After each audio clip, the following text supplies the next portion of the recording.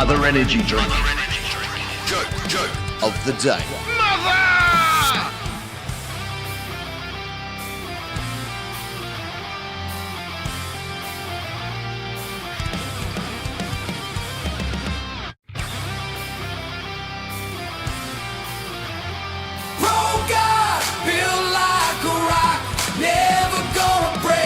Never gonna stop.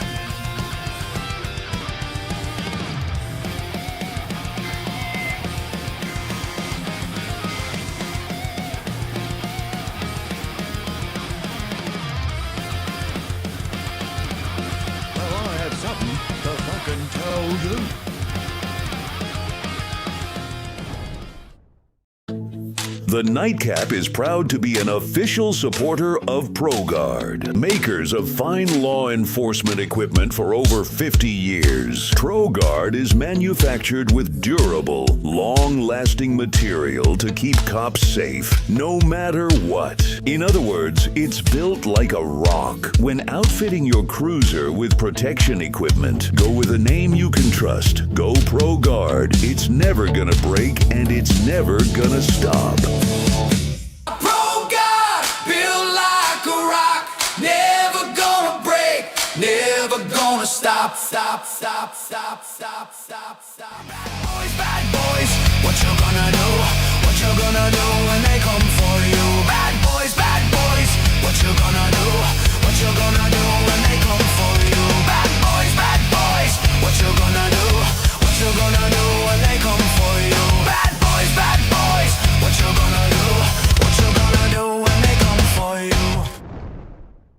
G'day everyone, it is the Captain. Welcome back to the channel. A big thank you, of course, to each and every one of you that like and subscribe to these videos and you share them around the world with all of your buddies, all of your pals, and all of your mates. And as the voice of the voiceless, let me tell you all about it. You can tell by the title of this video what has taken place. It has gone around the news cycle, something big and something shocking, but I deliberately chose to wait out until all of the details were available, and that way we could do a proper, in-depth look into what has transpired.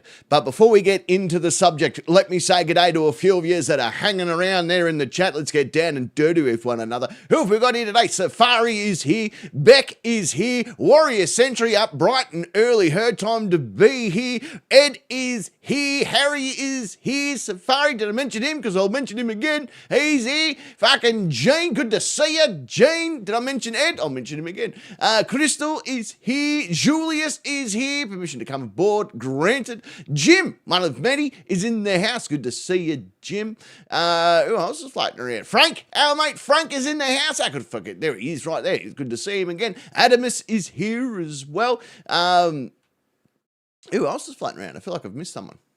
Jim. All the Jims are beautiful. Harry, did I mention Harry? If not, I'll mention him again. And hello to all of our wonderful people that will be watching the replay of this as well. People that aren't here with us currently, people like Beauty and Jason and Jim. Aren't the Jims beautiful? The Kendalls, if they don't turn up a bit later. Kimberly, I don't know where Kimberly is. She's normally floating around about now, but hello to her as well. Wednesday, Mippet, if you're floating around. Hello to each and every one of you. Alan as well. All of you wonderful people that watch us on replay. We can't thank you enough for doing so and supporting the channel. That is awesome. Oh, there you go. Dottie is there as well. Good to see you, Dottie, who's a good little puppy. It's fucking good to see you. Right, so here's the deal. Here is the deal. We all know roughly 7 months ago. Whoop, wait for it. Look at this. Is the charge. Eating a meal, a succulent Chinese meal. Can't stay. Papa CCW is awake. Just saying howdy and letting him listen while he can. That like won't lick itself. Look at that. Cool, clear water. Thank you very much for the donation. You didn't need to do that, but thank you so very much. We hope that all is going well with Papa CCW. What a champion of a man with a wonderful family as well. So thank you very much for allowing him to listen while he still can. We really do appreciate it. We do love Cool, Clear Water massively here on this channel. He's been with us almost since day one, and we can't thank him and his family enough for supporting us. So thank you very, very much. Sarah, hello. Good to see you as well. All right, so let's get into it, right? So about 7 months ago, as we all know, we broke the story here that 2 Victorian police officers, along with a team of people, roughly about 10 people, went out to a known sovereign citizen's address to do an arrest warrant for sexual crimes against minors. Upon their arrival and during their course of their investigation, said sovereign citizen Desmond Philby, aka Desi Freeman, who's now currently referred to as Desi Deadman, opened fire on the police officers, killing 2 and injuring a 3rd before fleeing into the wildlife area of Victoria, to which he remained on the run for around 7 months. On Monday this week, which I believe was, I can't remember the date, the 30th, give or take. I think, was it the 30th? I feel like it was the 30th. I don't even know what the date is today. So Monday. When was Monday? There you go, Monday the 30th. The SOGs, the Special Operations Group, also known as the Sons of God, which is the Australian version of a SWAT team, have surrounded a property out there in Thoroggothong. There's a name for you. And under the understanding that Desi Freeman was on site. This is after a lot of intelligence gathering, a lot of is there, isn't there facts that have been weighed up against, until finally they caught him on surveillance and went, there he is, it's time to do stuff. During that process, they arrive at his property bright and early in the morning and continued, or more to the point, started with some negotiation to try and talk Desi out of his hidey hole. He chose to come out and was covered in a blanket, stripped naked underneath that blanket. When he dropped that blanket, he raised a firearm, forcing the police officers to engage, resulting in Desi Freeman having a one-way ticket straight to hell. So that is pretty much the gist of the story. Oh, look at this. Cicero's in the house. G'day, Cicero. Good to see you. So that's the gist of the story. Now, again, there was going to be so much information because when the news broke, no one knew exactly what was going on. No one really knew the details. We didn't know the full story. Now, I could have come on air and just speculated and done all that sort of stuff, but this story means a lot to me, and I didn't want to go out there with facts that weren't 100% confirmed, and I didn't want to go out there and give information that was not correct. So what I wanted to do was I wanted to make sure all of the information, was gathered, and all the information that we could get in a good time period was going to be accurate from the police reports and from sources on the ground and all that sort of stuff. We managed to compile pretty much the start and finish of this well, I wouldn't call it exercise, of this operation. G'day, Ezzo, how are you? Good to see you. The sovereign sit that was ventilated, he sure was, given a whole bunch of liquid sleeping pills or lead sleeping pills, and he's enjoyed himself from there. So what we're going to do, first off, we're going to go to this here. Let me just show you. I think it's worth looking at. I could be wrong. I think it's worth looking at. Here is the map. This is where Desi's last stand took place, as it's referred to. You can actually see it on the map. Someone had a bit of fun with Google Maps, and you can see here, it says right there, Desi's last stand, and then over here, Freeman's playground. And so this is the property. This is in the middle of absolutely nowheresville. I'll scroll the camera out in a minute and you can see what I mean when I say it's absolutely in the middle of Burke. It is nowhere to be found. There is a shipping container just here, right there. You can see it kind of on the screen there. This is where where Desi has decided to, hold himself up, and this is where he decided to have his last stand. He also, at some stage, had like a little working kitchen. He had a like a bathroom area, like a shower / bath or whatever you want to call it, sort of off into one of the sides here as well. Now, the property, as you can see, it's not overly big, but it's big enough. And if you keep scrolling back, right, you can see dense bushland. This is the New South Wales Victorian border. So this is a different state over this top half of the map where the Murray River is running through. You keep scrolling back. Keep scrolling back. Where's the nearest town? There we go, way over here. Right, with the old Dora Dora Hotel. That would be one of the, that's just a small town. We'll keep scrolling back. Keep scrolling back. Now, none of these towns down here, there's Burrawai and Bungary and all that sort of stuff, they're not what you call big towns by any stretch of the imagination. Civilization is primarily almost null and void. The next probably biggest place, Holderbrook would probably be okay if we follow down here. If we go down this way, probably Albury Wodonga, I'd be guessing, which is not that far down that way. Oh, here we go. There's Albury Wodonga there. This would be the nearest biggest town. This is Albury Wodonga, which is a border town with one another, New South Wales, Victoria. And as you can see, he was well and truly up in the middle of no man's country, just at the base here of Mount Lawrence State Park, which has now been temporarily closed for now. As you can imagine, they would be curious to find out what was happening. Now, if you want to know where Desi, this is obviously where Desi had come to an end compared to where Desi started, you would have to go, it's about 200 and something kilometres away. Runny Creek, where are we going? I have to go all the way back out. There we go. Porapunka there. So there it is there, right down here, just outside of Myrtleford. About there is Porapunka at the bottom base of Myrtleford, or at the base of Mount Buffalo National Park. As you can see, it's a pretty decent distance that he managed to travel. It's 200 and something odd kilometres. They did find a vehicle. There's a bit more information as we will go through the news reports and so forth. But that's the distance that he travelled. Let's go back to Desi's playground, as it's referred to.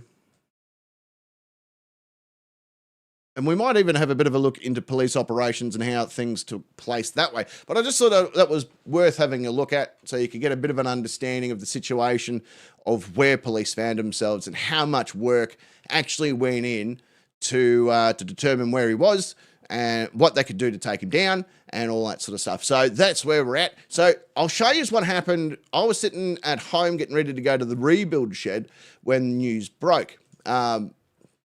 This is how news broke to me. I found the actual clip of what I saw, and I feel like it's a decent little clip. We could have a look at it because, you know, what else were we going to do?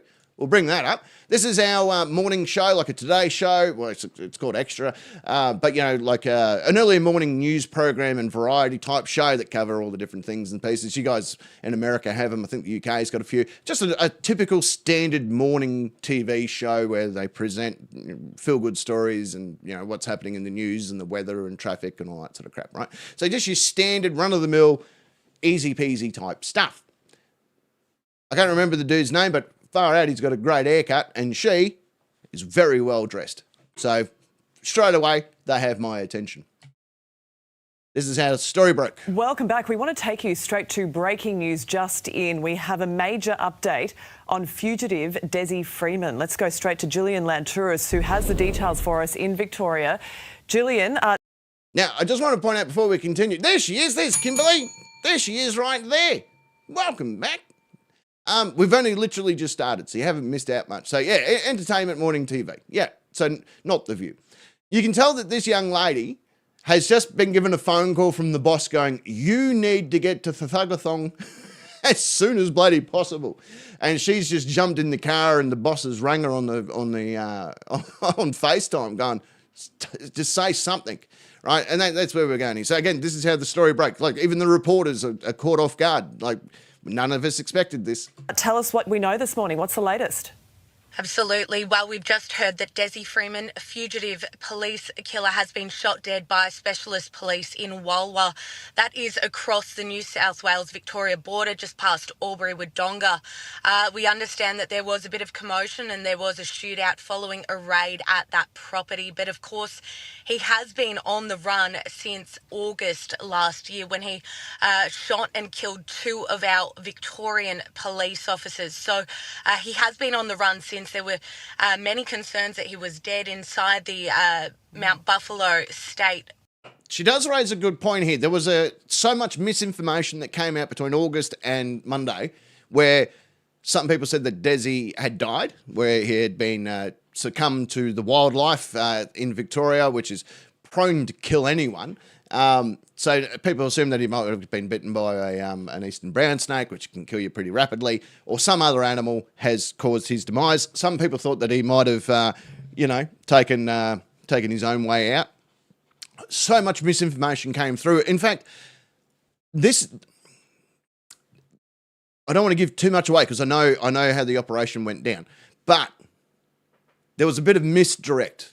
We'll put it that way. There was a little bit of misdirect from the police, which is really good tactics. There was a little bit of propaganda used because we know when they actually worked out when he was there. So there was a little bit of propaganda that was being thrown around, and that's what we were all led to believe because none of us, apart from those that are involved in the investigation, thought that Desi was possibly still alive. Like the guy went on the run. There was no signs of any kind of help at the time. There was no, he could have been attacked by an emu. That's probably pretty straightforward. Could have been attacked by an emu. He could have been living inside a kangaroo pouch. We don't know.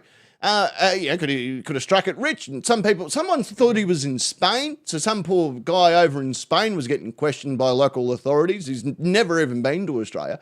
So there was a whole bunch of misinformation floating around. Yeah, Desi Philby is his name. Desmond Philby. He called himself Desi Freeman, as in free man. But why?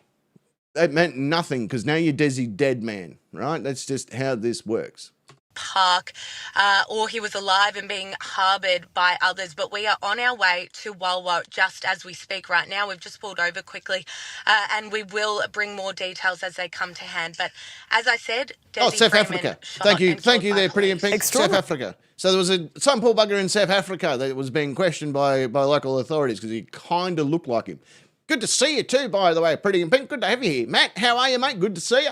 Development, Julian. You know, we thought just days ago we were discussing the fact that it seemed the trail had run cold. He'd been on the run for 6 or so months. As you point out, there were assumptions that he probably still wasn't even alive. I'm sure we'll understand as the day progresses more about what tips may have led to this, but give us a sense of how this news would be rippling through the very tight-knit community around Pawnpukka because they've been shattered by these events.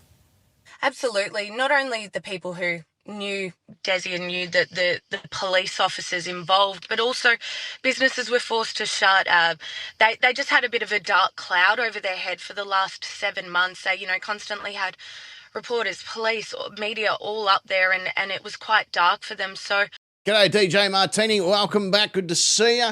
I don't know why your comments aren't getting through. Maybe sometimes you need to click from top chat to live chat and then you get to see it. But I don't know. Maybe I don't know if it's a setting or what, but nonetheless. But here we go, right? So she's covering pretty much the detail, pretty much everything we kind of knew. And this is why I wanted to wait because she's going to Walwa.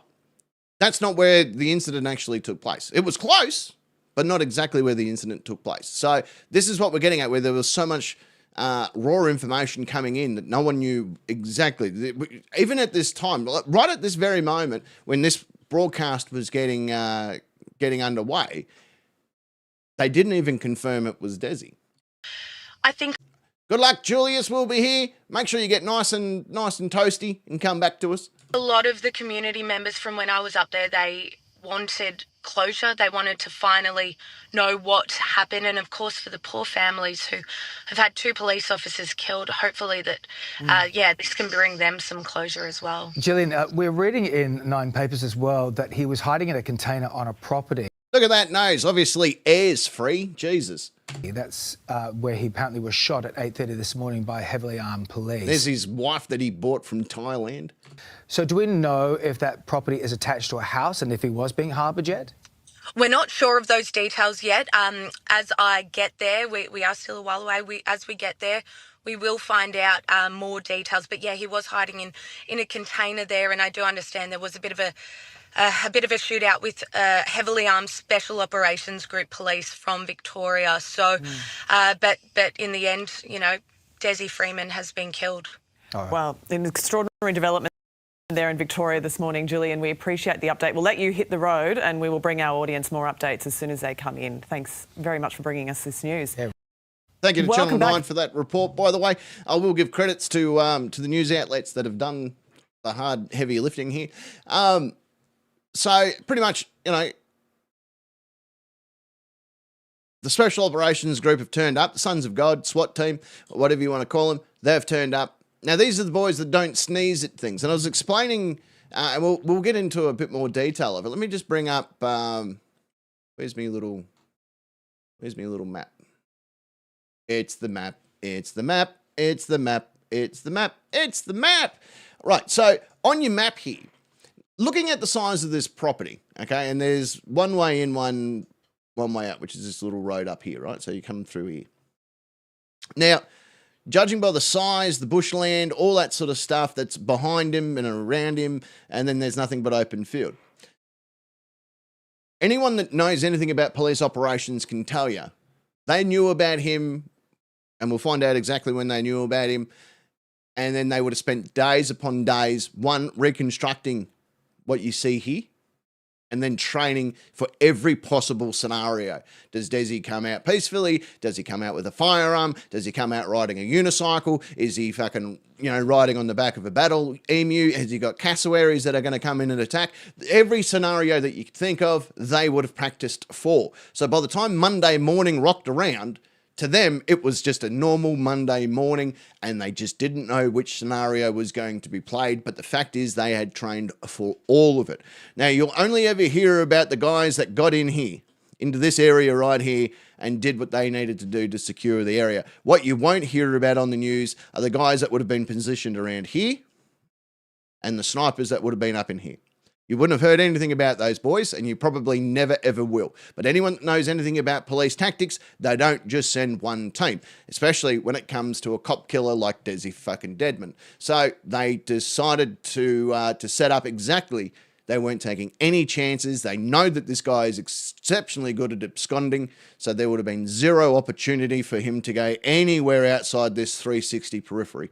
There would have been guys stationed down here. There would have been guys down all the back roads. There would have been boys and girls down here. There would have been teams upon teams upon teams of people, not including the helicopters and the drones and every other form of camera that you could naturally assume would go with an operation of this magnitude. They weren't taking any single chances whatsoever. But all we'll hear in the next little while will be about the guys and girls that were inside the inner perimeter, and they did their job, and they did their job fantastically because he didn't get away.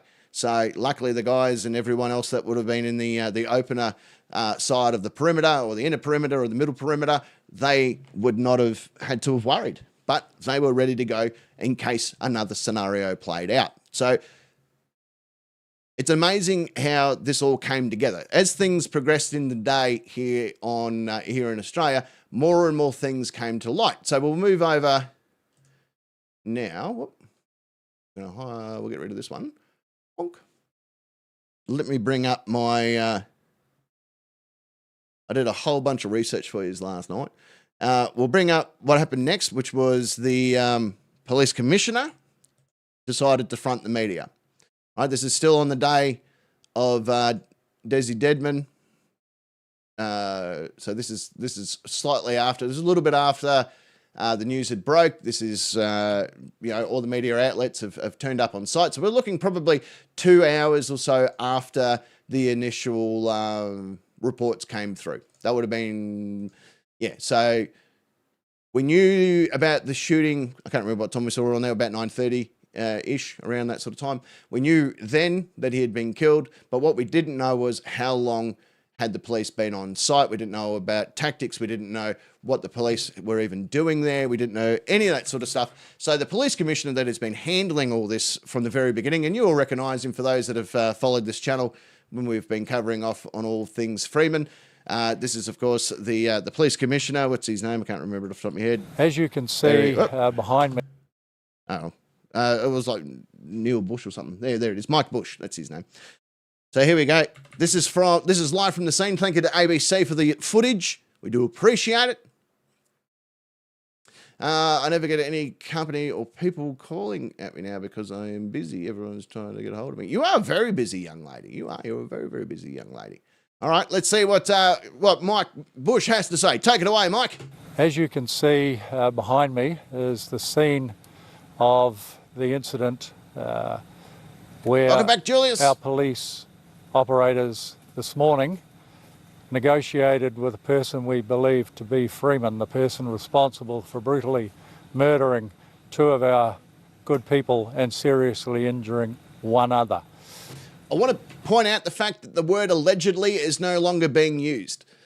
In the early days, because if Freeman was there to be taken alive, he would still always be an alleged until proven by a court of law. That's just how laws work.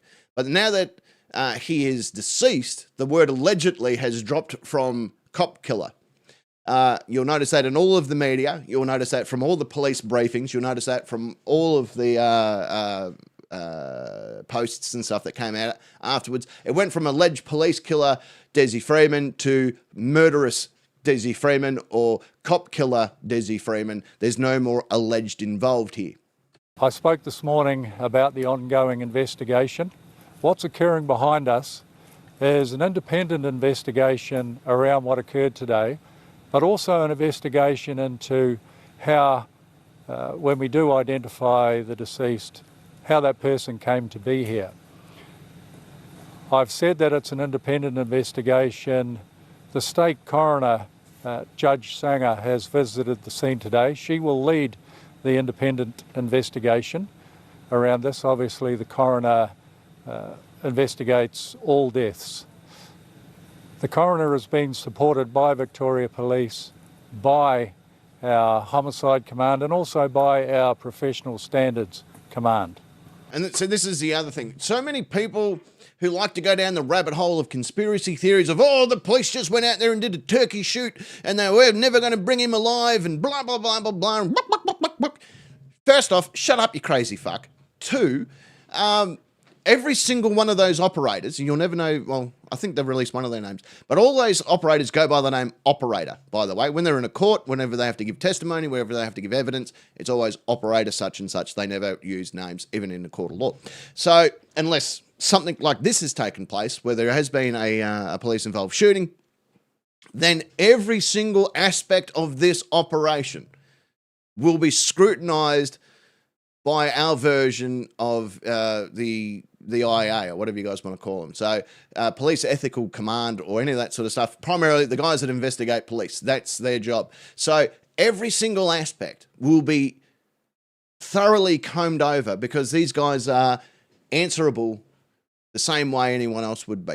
The SOGs are under more scrutiny because of their training than any other police officer, right? There would have been at least 1 camera on each copper. There would have been drones, helicopters. There would have been an actual cameraman on site. There would have been a whole bunch of things to capture every single moment because of, 1, how high profile this case is, and 2, that's just how we do things. So a lot of these conspiracy guys that are running around going, they just wanted to kill him and all this sort of stuff. No, they didn't. They train for all of this. Yeah, the Rat Squad, that's the other name for them. The Wolves is another name I've heard thrown around. Dog Unit, which isn't the canine unit, but the dog unit. I've heard that one as well. But all of every single aspect, every bullet needs to be accounted for. Every movement will be accounted for. Every single tactic and scenario dressing would have been accounted for, and you probably would have found that the police ethical committee or command would have been heavily involved in how this was going to play out anyway. I also said earlier on that I'm very comfortable with the actions of our staff. I repeat that. Everything I have seen, everything I have been briefed upon, Mike tell Bush me has no eyes. That our officers acted appropriately. It's quite clear to us now that the deceased was given every opportunity to resolve this peacefully and did not take that option. I have seen a video of the deceased leaving the building and presenting a firearm at our officers. That action took away any discretion our officers had to resolve this peacefully. Case closed, done. Thanks very much for coming. Let's all pack it up and head on home. That's all he needed to say. He came out, he presented the firearm to the officers on site, and not taking any chances, they've engaged, let's call it scenario one. Scenario one, Desi comes out with a firearm and they have to execute. And that's scenario one. That's what they trained for. Boom, done, problem solved. Everyone, let's head down and get some bacon and eggs for breakfast. That would have been it. End of story, case closed. But for, legality reasons, they need to go through the process. The guy, was there any other way out of this? Was there other options that could have been taken? And as the commissioner of the police have just pointed out, he was given every single option. So they started running through the scenarios for him. This is the way that you can get out of this, mate. You don't have to come out guns blazing. You don't have to go down. You're not Ned Kelly, right? You're not fucking anything important. You're Desi fucking Freeman, and we want you to answer for your crimes. But being the coward piece of pelican shit that he is, he chose option one. Of course, having said that, the independent investigation will look at all aspects. I also want to add that today I have spoken to Vadim's parents in person. They're here in Melbourne. Gene, great question. Gene has asked, do police have approval from the bosses to shoot a suspect if there's what's known as the crime continuum here in Australia? The crime continuum is the escalation of use of force. So under that crime continuum, like number 5 on that would be presence. So just turning up in a uniform or whatever. That's level 1, level 5, and level 1 being lethal force. So there's levels 5, 4, 3, 2, and then lethal force. Option 2 is the use of chemical restraint or weapon or taser, etc., etc. Open hand is 4. Singular strike weapon, so your batons and stuff, sits at 3. Then 2's your chemical or taser, and then 1 being lethal force. So that's the crime continuum. Now, any police officer can follow that crime continuum, but they have to answer for each step leading to that. Now, sometimes starting off at level 5, which every officer does because it's a uniform presence, there's level 5 of the police of the crime continuum or the use of force register. Sometimes you have to jump from level 5 to level 1 because there's no option in between. Now, we'll hear, and he'll go into a bit more detail, that they do follow that crime continuum, but they had to skip 3 and 4 and get straight to 2. So after stage 2 came stage 1, but they did follow that use of force crime continuum. So that's how it all sort of had to play out. And they will have to answer for each and every one of those steps because they will look at, was there an option for option 3? Well, no. That's why we jumped to option 4. Option 4 was non-viable. Option 3 was non-viable. Option 2 was viable. We went with that. Then after option 2, we went to option 1. And they will answer for each and every one of those steps. But yes, they do. They don't need to ring and go, hey, can we shoot this guy? if an officer is in fear of their life or the life of anyone around them, then they may act and use such force as necessary to achieve their objective. That's pretty much how the law is written. Section 264A of the Crimes Act states that a person may use such force not disproportionate to his or her objective that they believe on reasonable grounds to be necessary to assist or to, to complete or to assist in the completion of stopping an indictable offence. That's pretty much word for word how that is written. So, in other words, if the use of force that they require is reasonable grounds of doing so, then that is okay. So if a police officer in Australia is out and old mate is stabbing, an old lady to death, a great example. Let's look at the Bondi massacre not that long ago. These guys were shooting people on the street. Immediately, it goes to lethal force straight away. There's no other option. There's no other way to get around it. They're actively under fire, and the only way to stop this from happening is to kill that person. And that's what they did. And that is nationwide, that particular law. G'day, Motorcycle Michael. Good to see you. Kendall, one of two, is also in the house. Good to have you here as well. But yeah, hopefully that answers your question for you. I hope that sort of helps you a little bit. So, pretty much just your standard logical use of force. They are very happy that this matter has been brought to closure. I've already spoken this morning also to the officer who was seriously injured. He too is happy that there is closure. I'm yet to speak to, but have every intention of speaking to Neil Thompson's partner, but I'll do that as soon as possible. The investigation that's being conducted behind us will take many days, and as information comes to hand, we'll be very happy to share it with you, information that we can share with you. So I now stand by for your questions. Question just from me, just really, really quickly. Was it cool? Like, let's be honest here. That's the question that we all want to know. Was it cool? Like, did you, like, you seen the footage? Was it like, was it cool? You know what I mean? Like, we all think we know what it looks like, but can you tell us? Like, was it cool? Like, you know what I mean? Like, also, other question. In 1912, a massive event shook the world. Can you tell me what that event is for 50 points? That goes out to the rest of you, by the way. Tell me what major event took place in 1912. Don't Google it. Don't fucking Google it. What massive event took place in 1912? Tell me if you can remember. Were there any shots fired towards police? That will form part of our inquiry. We've got mixed reports on that, but we need to do a forensic examination of a weapon found near the deceased's body to ascertain or confirm whether shots were fired by the deceased from that weapon. So the police commissioner has confirmed that there was a firearm that Dezi had in his hand. Wrong, and correct. Well done, DJ Martini. The Titanic sank in 1912. Police had a chance to seize any evidence from the property, including Freeman's belongings. The scene has been locked down, secured, and the scene examination is only commencing now. As you can imagine, with a serious crime scene like that, we have protocols and procedures to follow.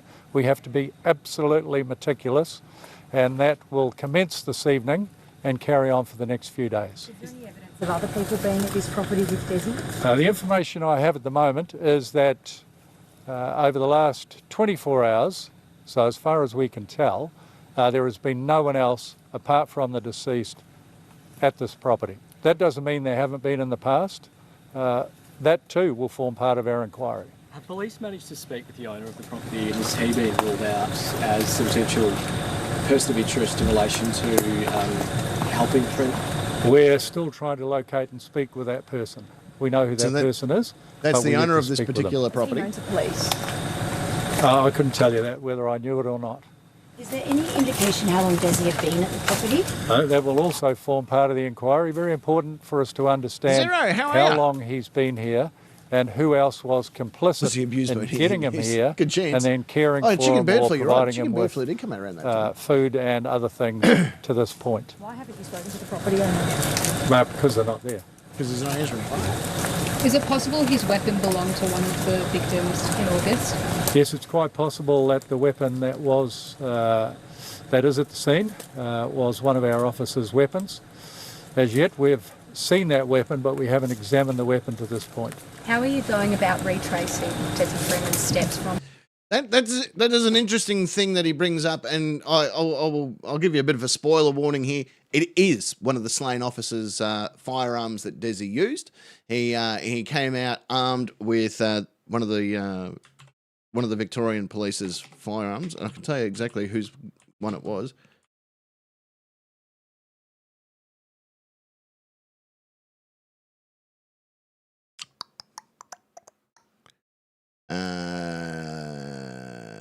Where is it?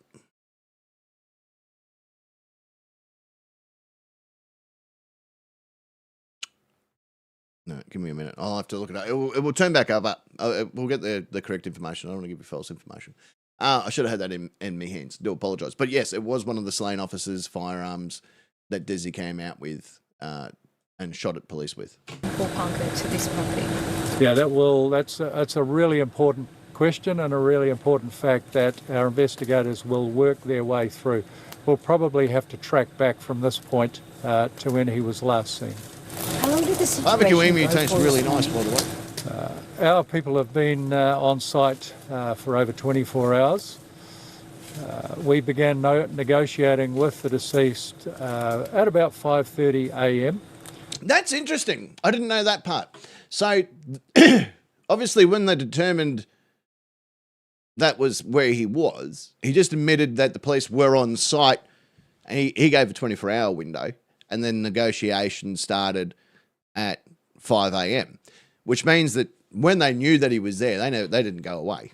They kept someone there keeping an eye on everything, as you would. You know, you want to know 24 hours out of time. Is there anyone else that could be caught up in this? Is there innocent lives that could be lost? Is there people that could be caught up in this and be used as hostages or be caught in police crossfires or cause some kind of issue that would make them defer from whatever actionable plan that they have in place? That's interesting. I didn't know about that. During those negotiations, the deceased did share information to confirm who he was. And it ended about 3 hours later. Could Marley Freeman still face charges? That's a matter for the investigation. Have police spoken to her today?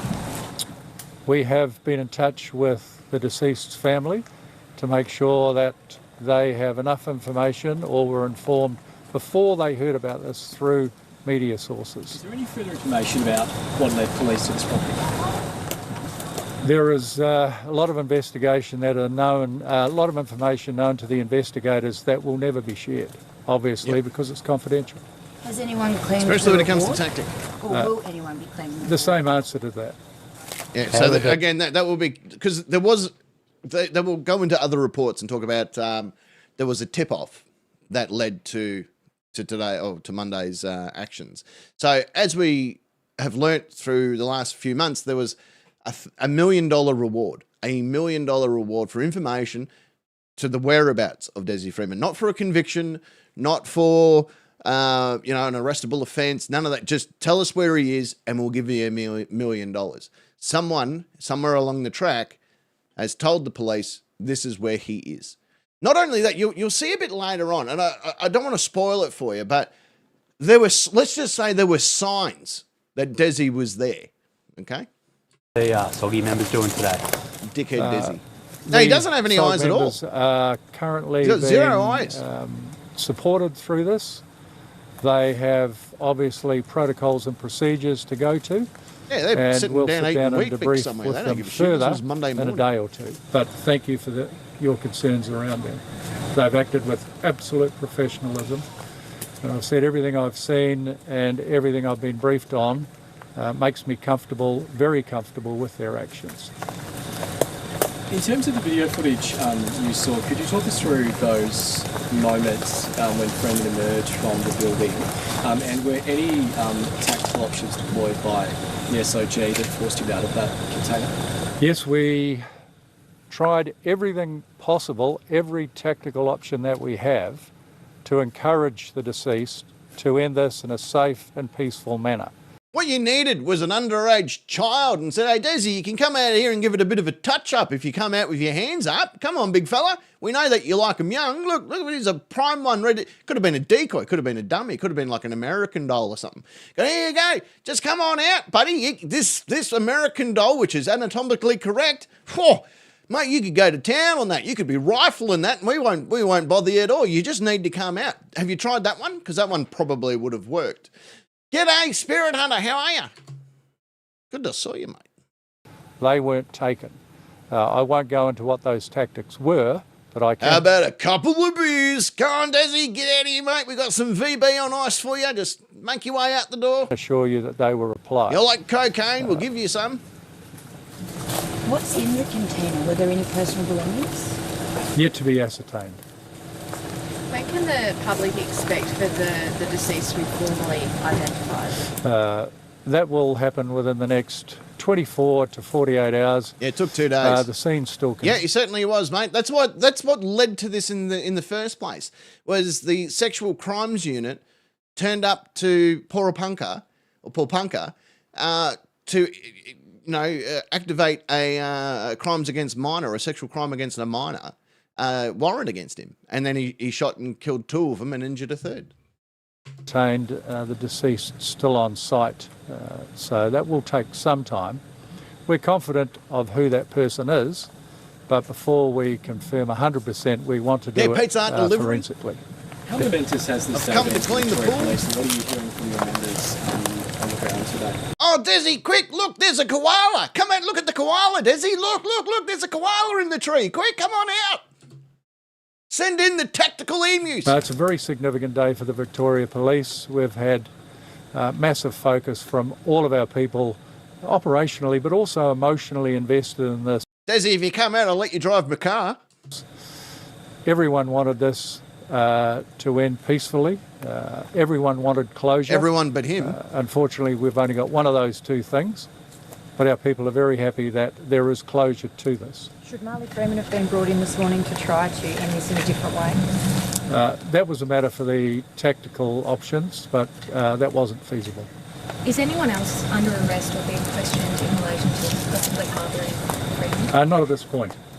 Quite possibly so in the future, but not at this point. If people are found to have helped Desi Freeman, what's the consequence going to be for them? It's a significant throwing the book at them. Sentence in the courts of Victoria, but that's always a matter for the presiding judge.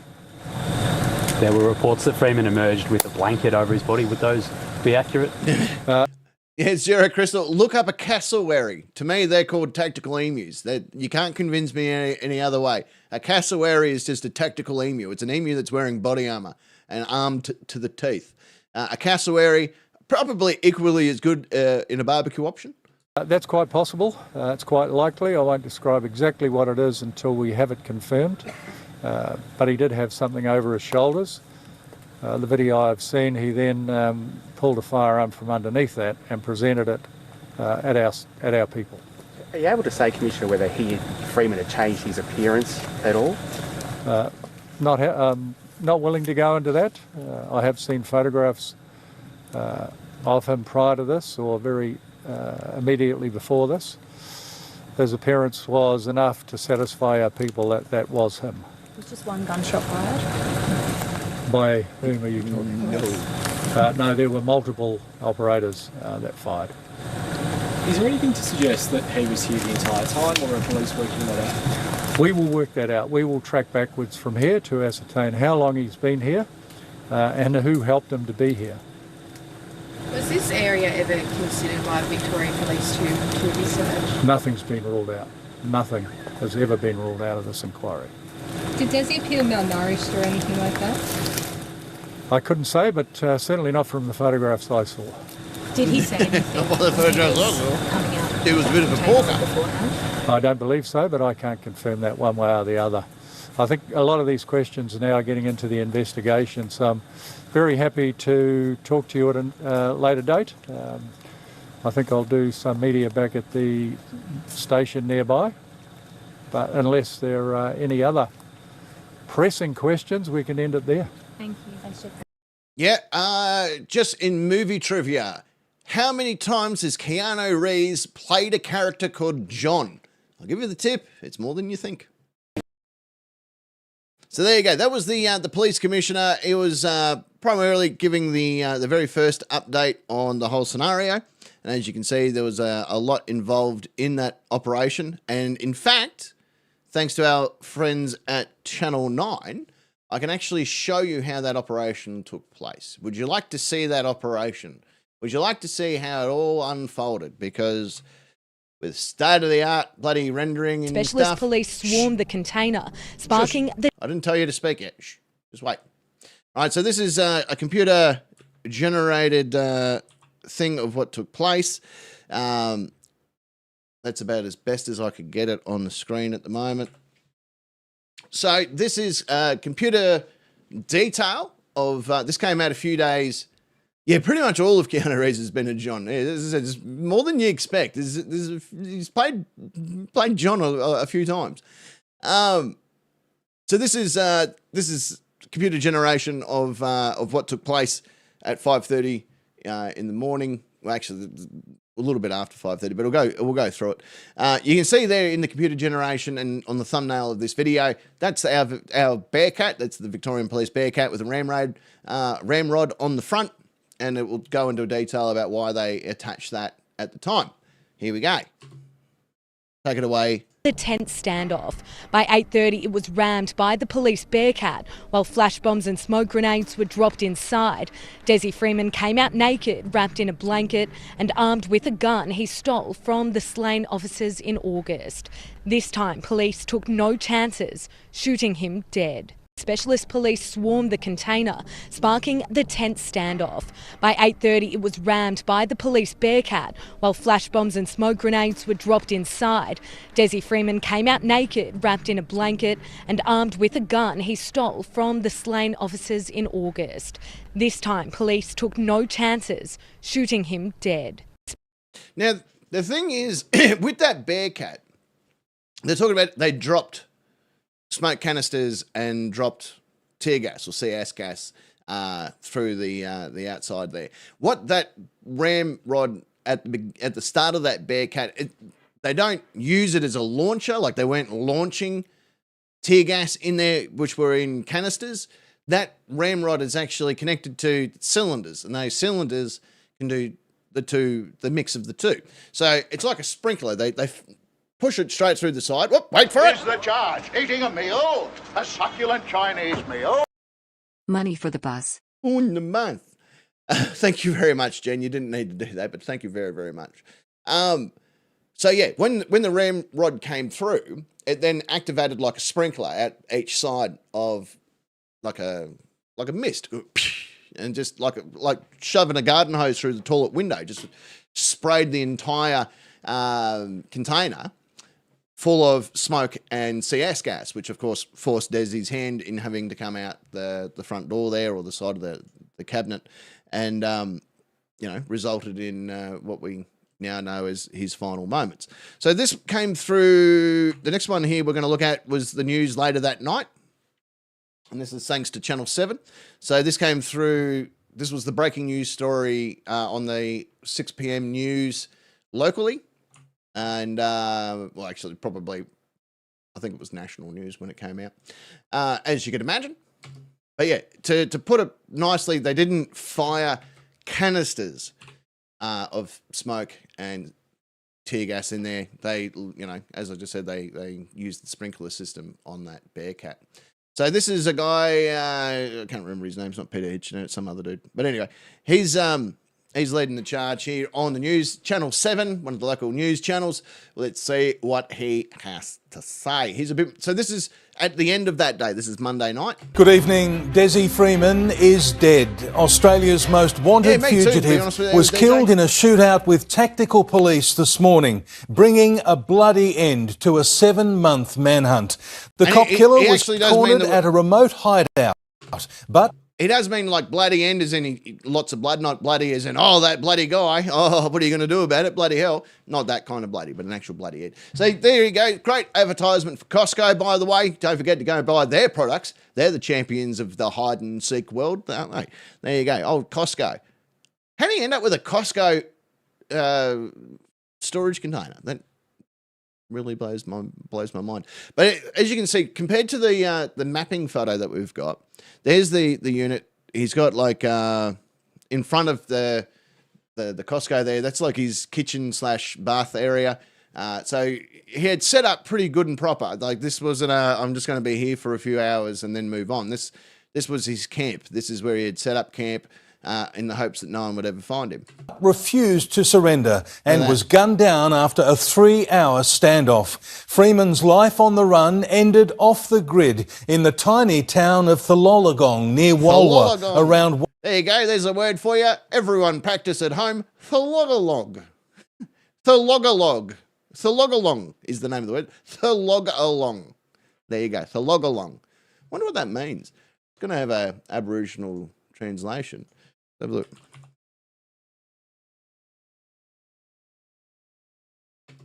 Oop.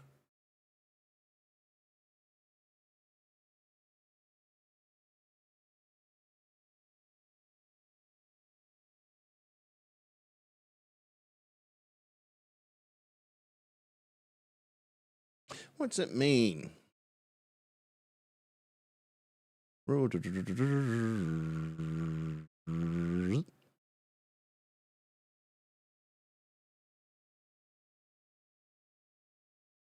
Doesn't mean anything.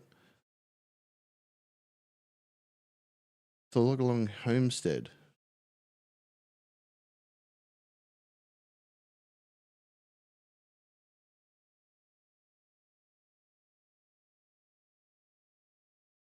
Plain with a creek. There you go. A creek and a plain. So there you go. That's what that means. Thalologong, meaning a creek in a plain or a plain in a creek. So in other words, flat land with a creek. So it's Aboriginal word for that. I don't know which tribe. Yeah, I don't know. It doesn't say which tribe, but anyway, be the local tribe of that area. But nonetheless, all right. Where were we up to? Hang on a minute. I've received a message. Who's this? Who's this?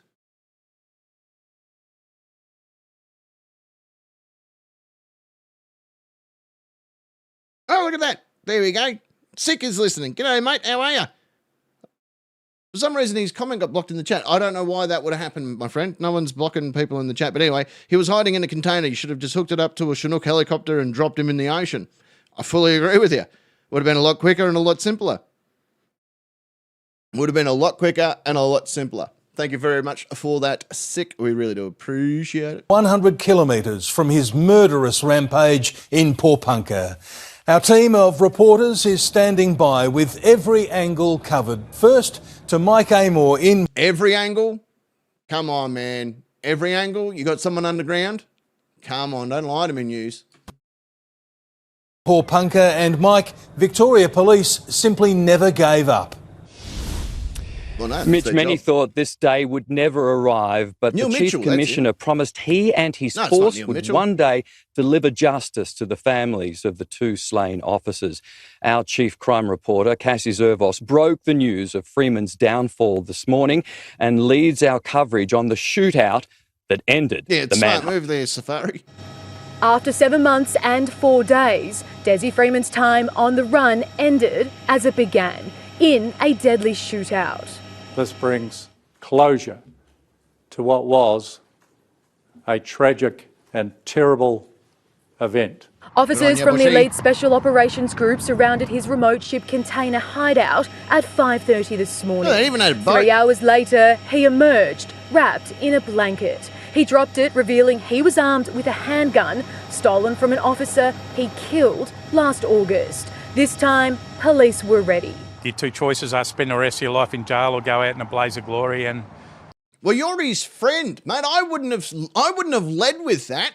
You should have gone, I knew him. Bruce Evans, I kind of knew him. That would have been a more favourable fucking title to be underneath your name there, Brucey. Right? Not fucking Desi friend. Right? That wouldn't have worked. Well, what, was best friend taken? Like what? Dude, come on. If you've supported this piece of shit, then that says more about you than anything else, big fella. I know Dezi, he's not the sort of person that will back down. Aerial footage shows how the standoff came to an end. On the front of this police Bearcat, a device known as a claw. It's previously been used to breach motorcycle gang headquarters. This morning, it pierced the shipping container. Needs more boobs? Oh, well, boobs are always good. Whoop, wait for it. Motorcycle Here's Michael. the charge. Eating a meal. A succulent Chinese meal. Even without Secret Agent Ness, here, you've bloody dropped some coin. Here, I'll do this for you because you're a nice fellow. Where is it? Where is it? Where is it? Where is it? Where is it? Where is it? Where is it? There you go. You better confess or get wrapped up by Secret Agent Ness. Firing gas or capsicum spray inside, forcing the fugitive out. There was an opportunity for him to surrender peacefully, which he did not. 7 News has learned the breakthrough came from a tip-off last week. Investigators zeroed in on the tiny township of Thologalong on the Murray River. Did we all pronounce that correctly at home? Thologalong? Everyone's figured it out? Good. There's going to be a test at the end of this. Located 95 kilometres north of Paulpunka, where Dezi was last seen 7 months ago. Just how he got there and when is the million-dollar question. We're very keen to learn who, if any, but I'm sure some, actually assisted him in getting away from Paulpunka to where he was located. The 58-year-old had been living in squalor, but it was an elaborate... He really loves that tan shirt, doesn't he? He has appeared in just about every bit of police footage we have of this fuckwit in that tan shirt. He must have taken it off before he walked out the door because he didn't want to get it ruined. So this is my favourite shirt. My fucking nana got me this shirt. Oh, I'm keeping that. Yeah, there's also great ears there, Safari. There was a car on site, and there's another car underneath a tarp. Yeah, there it is in the background. You can see a utility vehicle in the top. Oh, if you're looking at it on your computer, it will be up on the far right-hand side, up near me. Right, look where I am. Hello, I'm up here. See that right there? See the silver cover over a vehicle? That's a utility. They believe that was one of his things. Its setup. Beneath a makeshift veranda, tables to prepare food, a gas cooking appliance, pots and pans, and 2 chairs. Just who used the second one is anyone's guess. The owner of the land is in Tasmania and hasn't been there for months. Yeah, so the owner of the property is in Tasmania, a different state entirely. In fact, it's separated from Australia by Bass Strait, so a big chunk of water that separates it. He's been there, and I believe that the police understand that he's been there for around several months.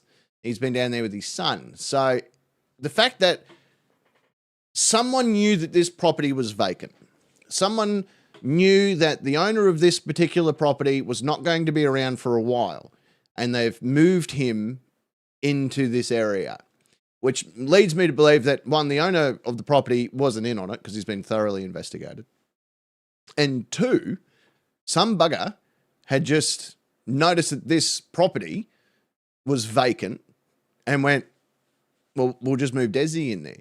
So then they moved him in there, and now that's where we're up to. He's in shock, actually. He's in more shock than I am, because it's his property. He's the next door neighbour. That fella there is the next door neighbour. He lives in the property just over from where this all took place. Let's see if we can find it on the map. I think it's way over here, if I remember correctly. Yeah, there he is. There's his house. Right there. All right, so let me bring up your map again for me. It's the map. It's the map. It's the map. Okay, so over here, there's his last stand. You can see it flashing on your screen. Neighbour's house. Right there. Right, so he wouldn't have even fucking known. Right, he would have just naturally assumed that someone was using the property for hunting or whatever, because farmers do that for one another. So he wouldn't have put two and two together. You wouldn't think that Desi Freeman has moved in next door, would you? Like, that would not be part of your inquiry into what's going on over there. I wonder if that's Desi Freeman. He's even more shocked than I am, because it's his property. The operation to find Freeman has been the biggest in Australian history. He's been a ghost for 216 days since shooting 3 officers at his Porpunka home, killing Neil Thompson and Vadim Davort-Hotar. Probably the most considerable investment in police resources we have ever seen. Police have received thousands of tip-offs. So I stayed in my car and Jesus Christ, big guy. And snapped a few photos of him. All right, so did we all hear that? I talked over him. Listen to what Grimace says here. Police have received thousands of tip-offs. So I stayed in my car until he came out of Aldi and snapped a few photos of him. We had over... All right, so whether that led to where we're up to or if that was just another piece of information. That man allegedly saw him in a grocery store called Aldi.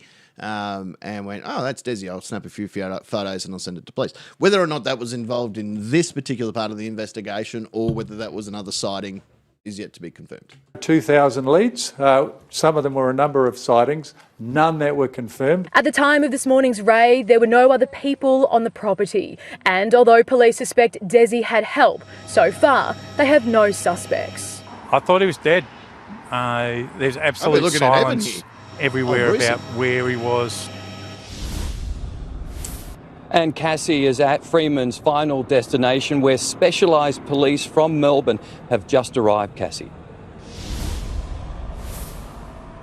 Well, Mike, even though the 7-month manhunt for the country's most wanted man is over, the Chief Commissioner of Police says the investigation isn't. Senior detectives arrived here a short time ago from Melbourne, including the boss of the homicide squad. Now the complex task of seizing all evidence from the rural property here, including items that belonged to Desi Freeman. Police hope they will help uncover critical clues into how he got here, by who and how long he had been living here for. Mike. Cassie's. So they put on the map how far away was he from his actual home, as Ed has asked. So how far was it from his home when he was hiding? So if you draw a straight line, it's 95 kilometres, whatever that is in miles. Let me work that out for you. So I'll try and do this as we go. So.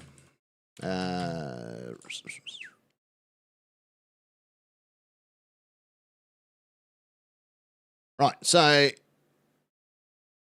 here, let's say in a straight line, it was 59 miles away, so 95 kilometres. If you were to drive, about 124 miles or 200 kilometres. Hopefully that helps you with your query. Look at me being all factual and shit. Servos, thank you. Desi Freeman's movements have been a mystery since that fateful morning back in August.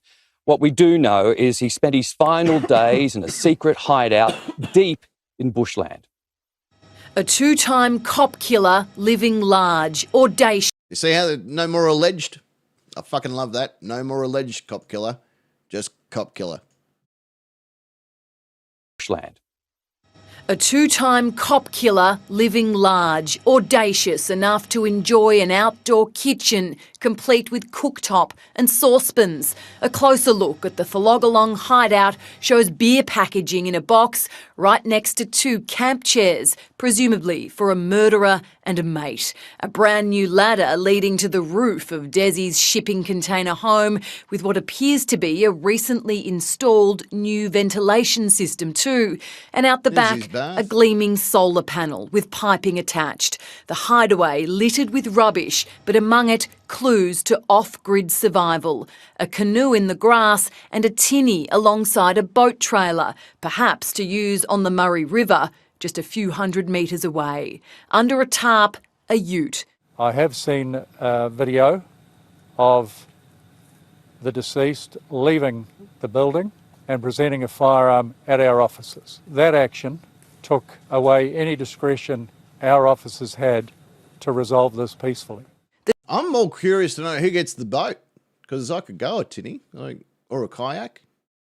Setup strikingly similar to Desi Freeman's former home at Porpunka, the shambolic motorhome where he murdered 2 police officers and thrust a nation into shock. Pretty harrowing, really, because you just didn't know if he was going to pop up anywhere. Finally, a closing chapter. I think it'll be a huge sigh of relief for a lot of people. This is I mean, from Porpunka. Yeah, for 6 months or so, no one's really known if they're safe or in the community or going up into Mount Buffalo. We move on, and I think we're very relieved that today it's coming to a close. I'll share this with you, because where this incident took place, as everyone who follows my story knows, where Desi shot those 2 officers isn't overly far from where I live. We didn't know which direction Desi went.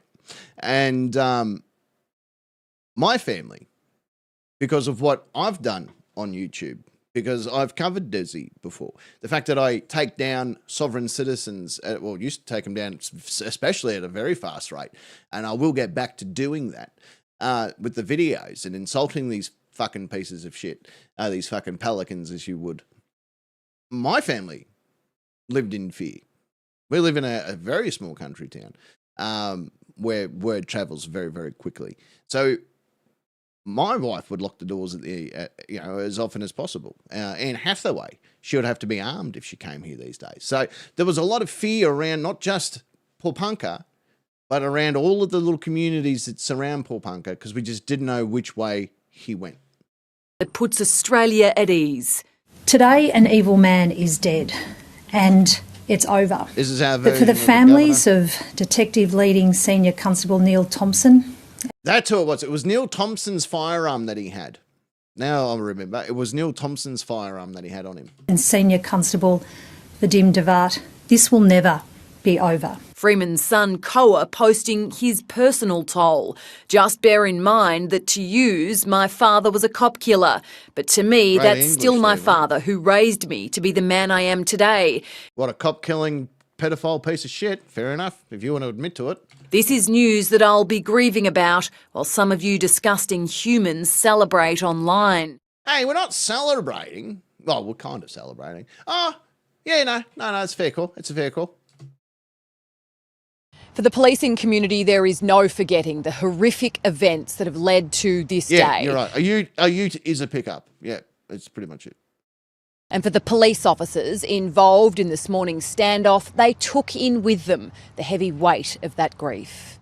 That weight would have borne heavily on the shoulders of every person involved in the investigation. Laura Turner, 7 News.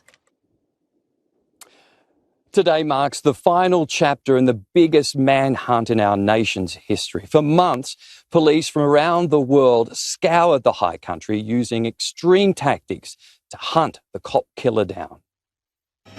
A deadly end to the 216-day manhunt for Australia's most wanted fugitive. I tell you what, Laura Turner has put in the fucking hard yards on this day, hasn't she? This is like the 3rd report that she's done on the 6 o'clock news. She has worked real hard.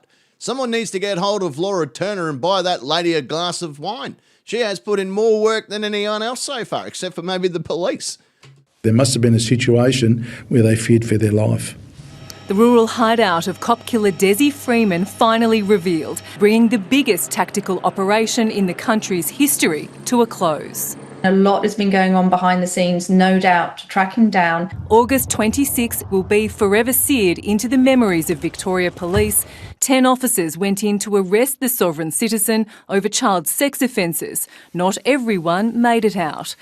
And the fact that he disappeared so quick, so quick, leads me to believe that he, and now especially where he is with food and beer and setup and ventilation shafts and electricity and all that sort of crap, there was more than just Desi involved here. The sovereign citizen movement of Australia, as it should be for the rest of the world, needs to be labelled for what it is, a terrorist organisation. These people do not care about law enforcement. They don't care about rules. They don't care about government. They don't care about their fellow person. What they care about is who they are and what they can get from their country of origin. If you don't want to be under Australian law, get the fuck out of this country. I don't care if you fell out of your mum's vagina on the soil, you don't deserve to fucking be here. And anyone that assisted Desi Freeman in his escape and his survival deserves to go to jail for a very, very long time. That's just my 2 cents. Desi Freeman murdered 2 of their own before fleeing into bushland, taking the slain officer's gun. Very experienced bushman, and I think it would be very hard to find him. Plunging the quiet tourist towns of Pawnpukka and Bright into lockdown. Authorities urged locals to stay vigilant as 500 police descended. By day 3, the force had widened its search to Beechworth and Wangaratta. Shot! Desperate to flush the 56-year-old out of hiding. There's a big flash. See, now they're just disturbing the mating rituals of bees, man. Jeez, think about the bees. No one ever thinks about the bees when you're just dropping fucking explosives into bushland. Just said, sort of 5 o'clock from the helicopter. With no sign of the father by day 4, police arrested Freeman's wife Marley, but her plea begging her husband to surrender fell flat and the trail went cold. The pace of police... we all thought it went cold. It didn't. ...slowed by snow. He had a head start on the police on the day. I would guess he's made contact with some person. At this point, officers turned to the public for help, triggering thousands of tip-offs. They seized cameras and computers during another raid on the Freeman home, called in the army and offered a historic $1 million bounty. For information that leads to his apprehension, not conviction. Desi Freeman was a self-proclaimed sovereign citizen, and they have very strong ideologies and beliefs. They're very anti-authoritarian. They're very anti-police. Extra 24-hour surveillance was brought in. Immunity was put on the table for anyone harbouring the double murderer. That immunity's and international agencies were brought in to help as the search became more difficult and desperate. By week 3, details of Freeman's life began to emerge, just as investigators suspected he might be dead, bringing in cadaver dogs to look for his body. There was a strong indication he may have suicided in the aftermath of those shootings. 37 days after the fatal shooting, police intercepted a car at Shepparton, but that lead was ruled out within hours. In February, a single gunshot sparked a new search, but again, nothing. Until a tip-off led them here today. To get 180 kilometres away, northeast of 180 kilometres. He's had some help, clearly. Who and how, the next big questions for police. Today, officers talking to his wife, refusing to detail what was said. There may never be closure for the families of the officers Desi Freeman killed, but perhaps this will bring some sense of relief. He's paid the ultimate penalty as their loved ones had. Christy Mayer, 7 News. They've went from, you know how some people will refer to it, I tried to go out in a blaze of glory. The police commissioner started referring it to an unglorious blaze, which I thought was fantastic. Don't give him the glory. He didn't go down in a blaze of glory. He went out in an unglorious blaze. I thought that was absolutely fantastic choice of wording. And Peter, I'll throw back to you in the studio from Pawnpukka, but we'll have plenty more on how police tracked Freeman down later in our bulletin. Yeah, so again, thanks to Channel 7 and all their reporting on that. Absolutely for great work that they have done. I'm just going to switch it to here for a sec. What are we in? We're an hour and 20 in. So why don't we go to a quick little musical break? We'll just take a few minutes so we can all go to the toilet, wash our faces, you know, have a bit of whatever. And we'll come back and continue with the story that is the death of Desi Deadman.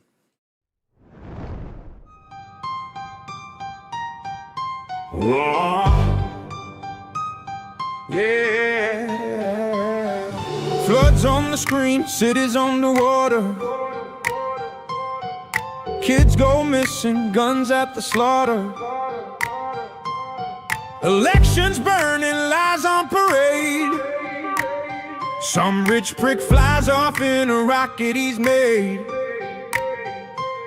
My brain's on fire, can't take no more shit.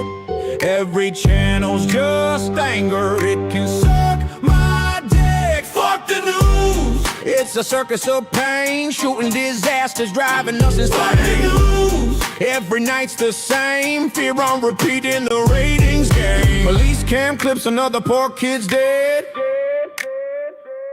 while bitches go viral screaming off their head. War in the east, bombs in the west. Meanwhile we see kids in bulletproof vests. They feed us death like a 5-star meal, spoonful of panic with a corporate seal. It's a goddamn joke, climate's on fire but they sell you coke.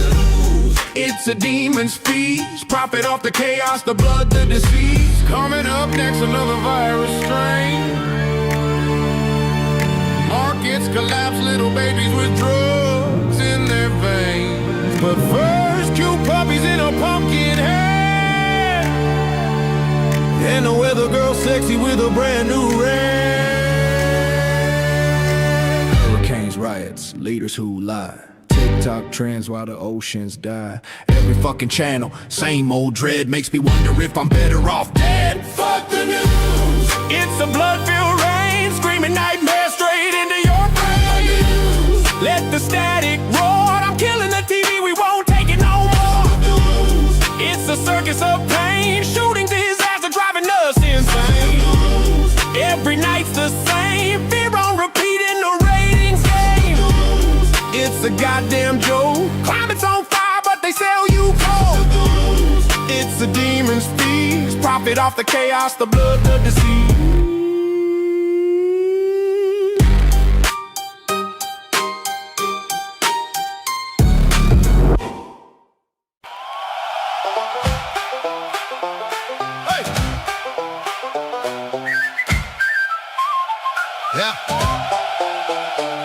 Well, let me just tell you, it's a tad odd being me. I'm doing my best to get along, just happy as can be, until something happens and it really thrills me to bits. You see, all the women around the world just wanna show me their tits.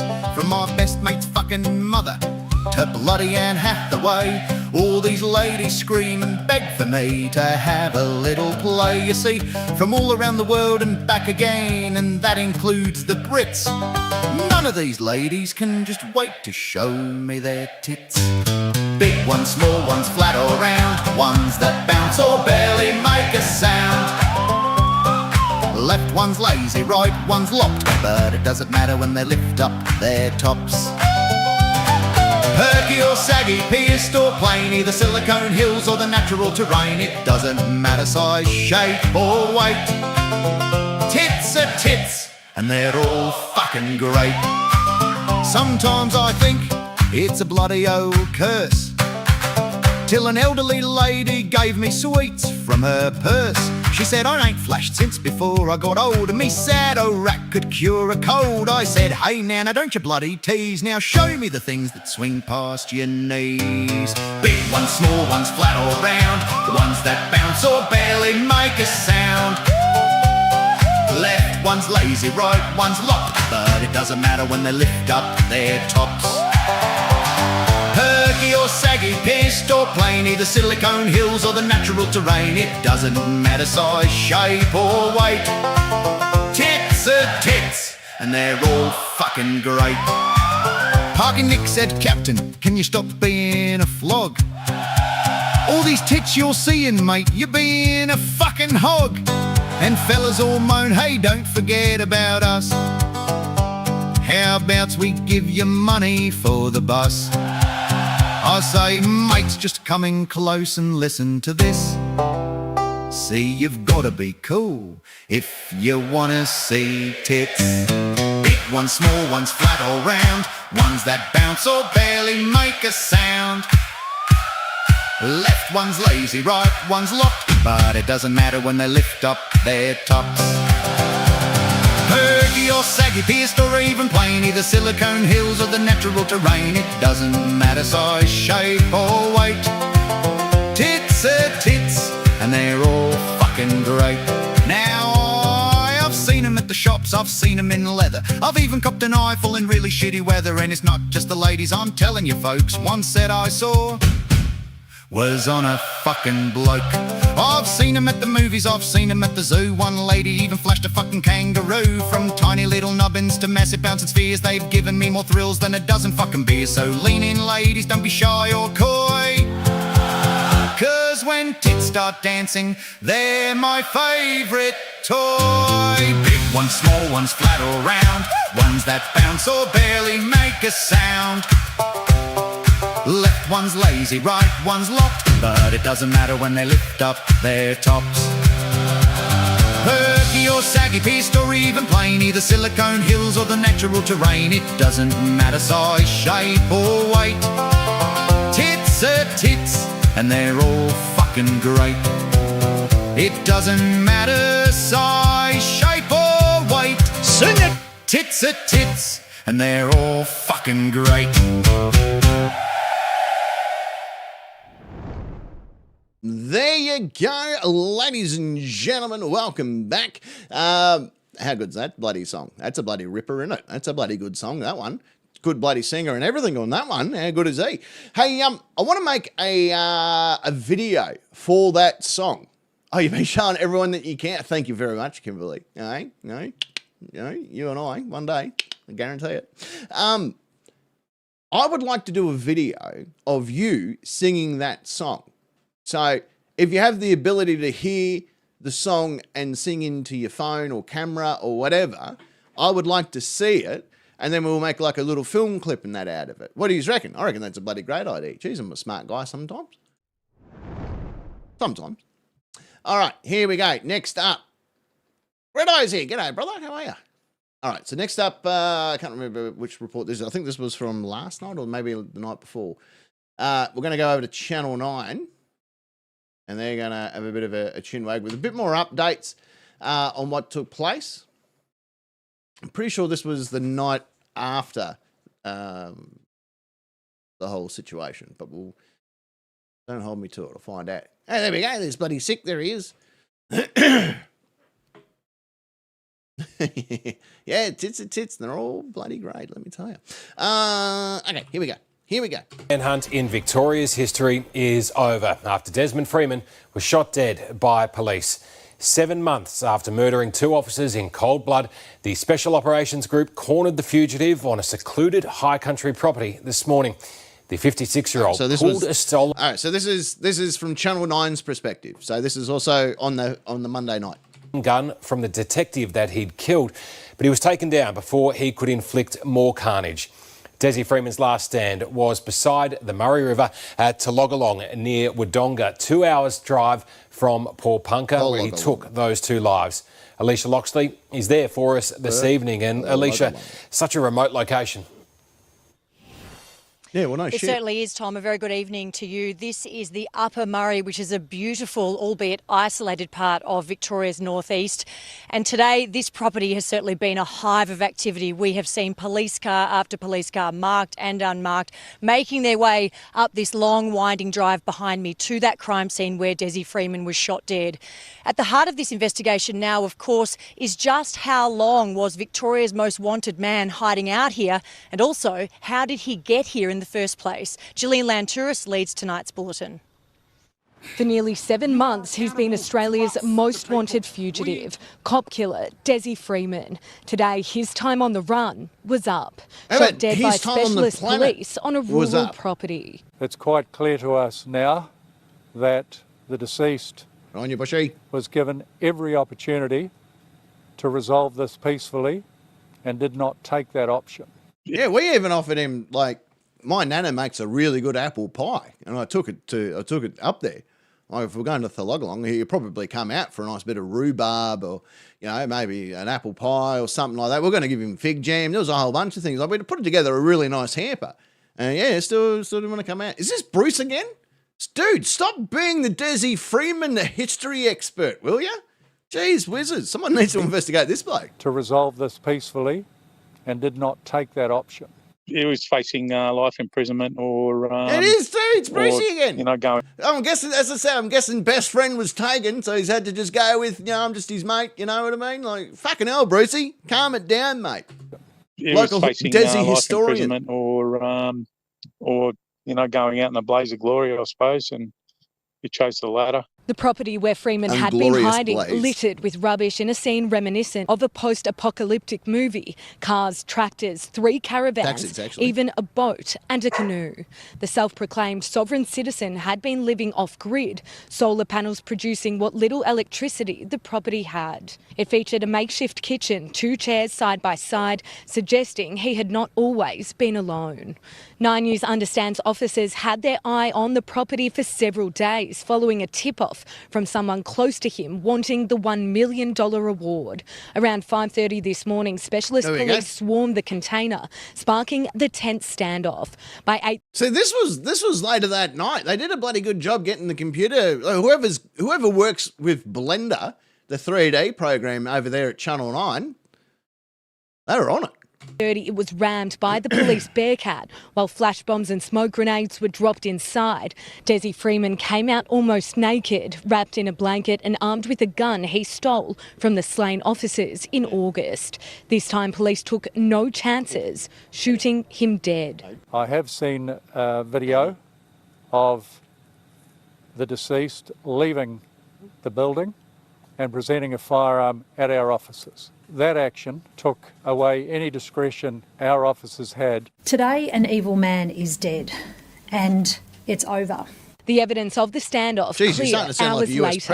An extendable arm from the Bearcat lodged in the shipping container to remotely release the explosives. The property he was discovered on at Tolongalong is more than 160 kilometres from where the deadly shootout... Yeah, everyone's pointing out, everyone advertising that you're Desi's friend isn't the flex that you think it is, right?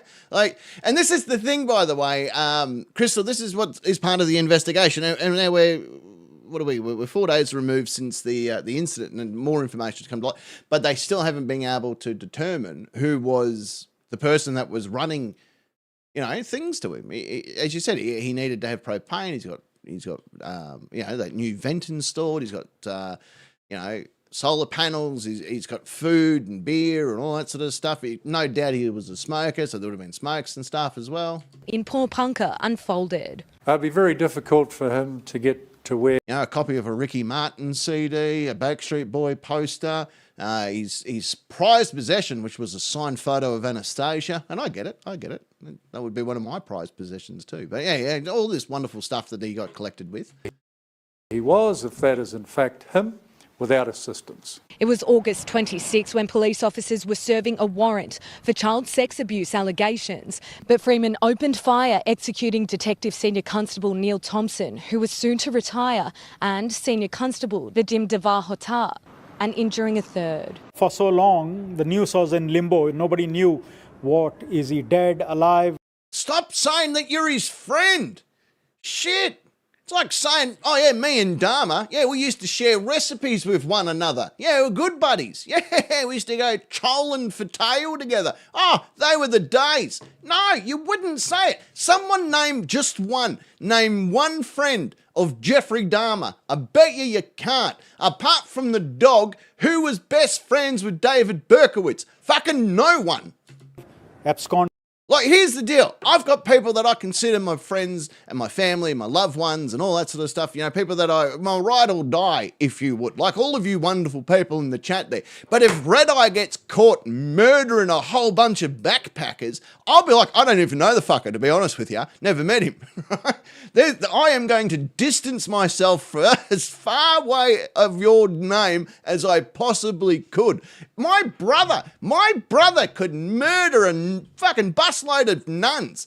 And I'll be like, I didn't really know him that well, to be honest with you, right? That's how you respond to this. Not, oh, he was a good friend of mine. We used to reminisce about fucking how much we hated law enforcement. Like, no, dude, no. Is this your first day being a sovereign citizen? Don't say these things. Oh, yeah. We don't need new kids on the block. Yeah. Had gone to another country. For 216 days, the families of the fallen officers have been waiting for this day. You wouldn't be human if you weren't angry at the person that murdered your friend. So far, this guy's got 2 more friends than me. I'm glad that it's over. I have never murdered a police officer. Listen to Lumberjack Santa, will you? Have a look at him. Far out, mate. This is what happens when you let your cousins have sex with your mum. What's going on with you? 16 days, the families of the fallen officers have been waiting for this day. You wouldn't be human if you weren't angry at the person that murdered your friend. I'm glad that it's over and done with, and to be quite frank with you, I'm glad that this guy's dead. The news of... Then why are you calling yourself a friend?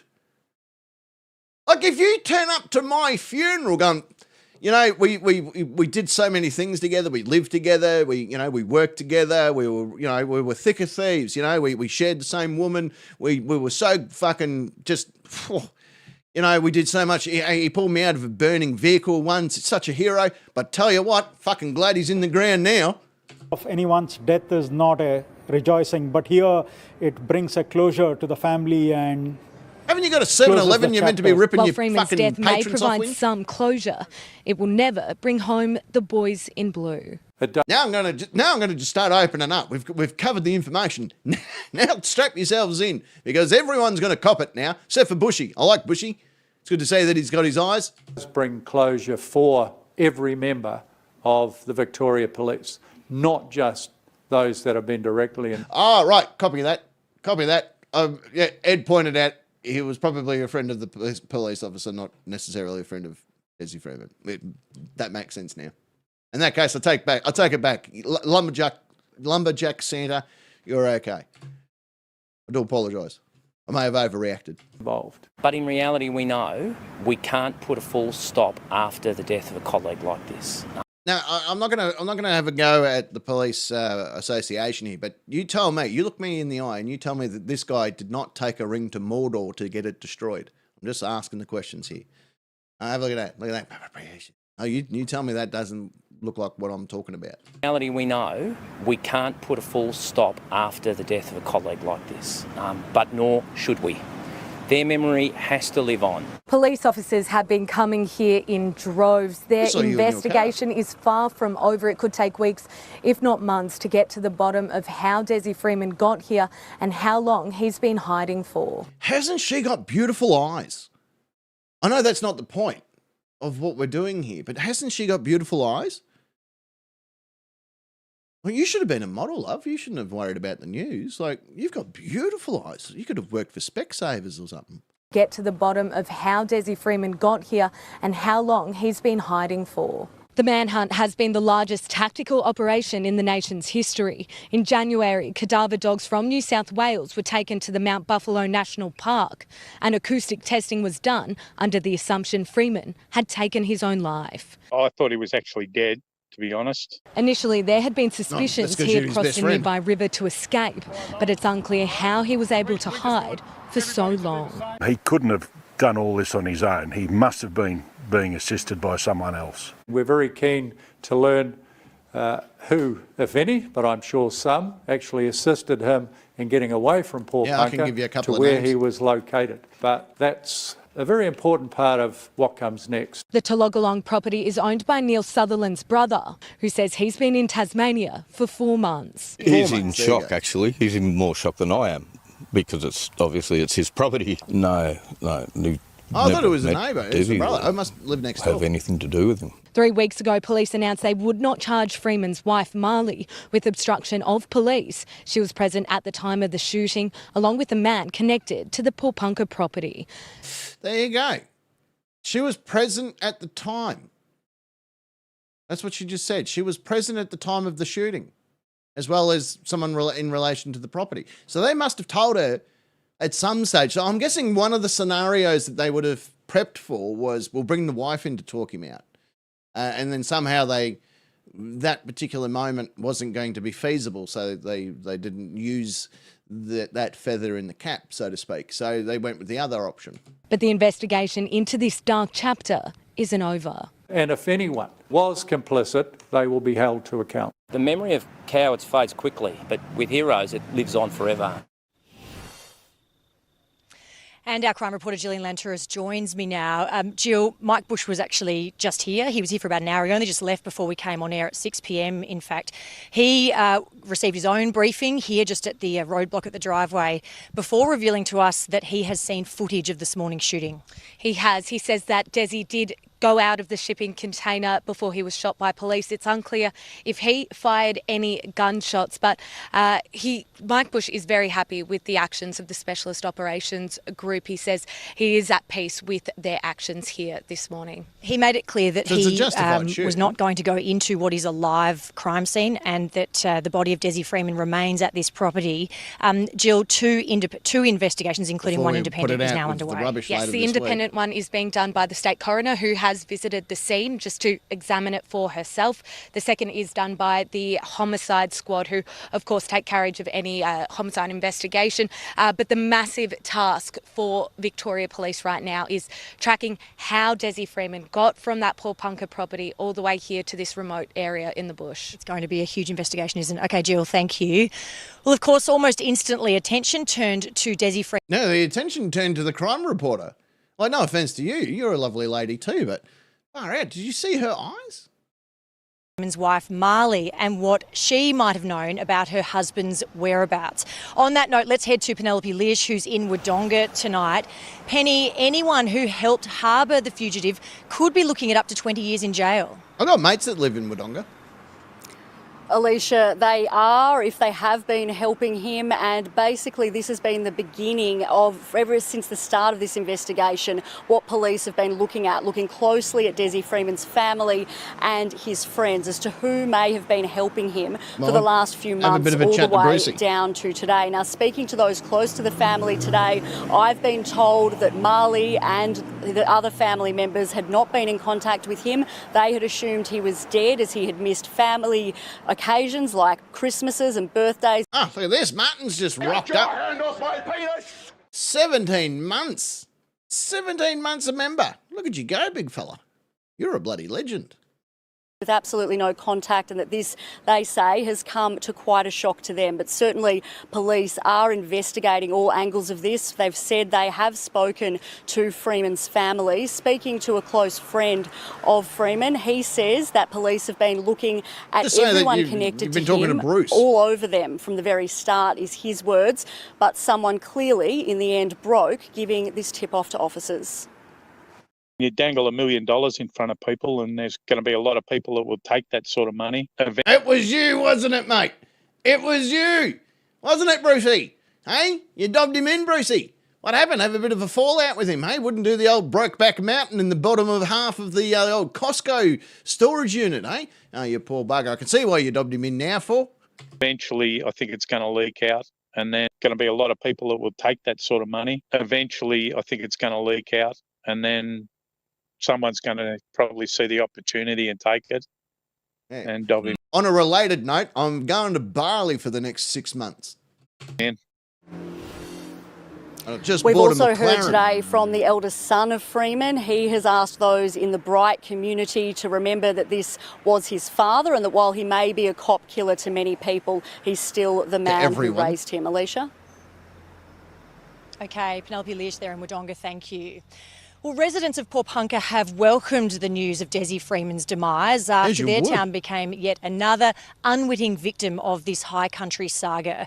The local tourism industry was decimated by the manhunt in the region, and many are now looking forward to peace returning to the usually quiet countryside. Edward Godfrey again.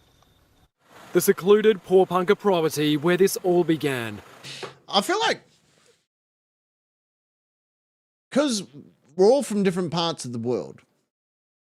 You know, we got Sentry, hopefully Sentry's still floating around. In the UK, we got Alan and all those sort of people in the UK. We got everyone from the United States here in Australia. We got people all around this wonderful planet of ours.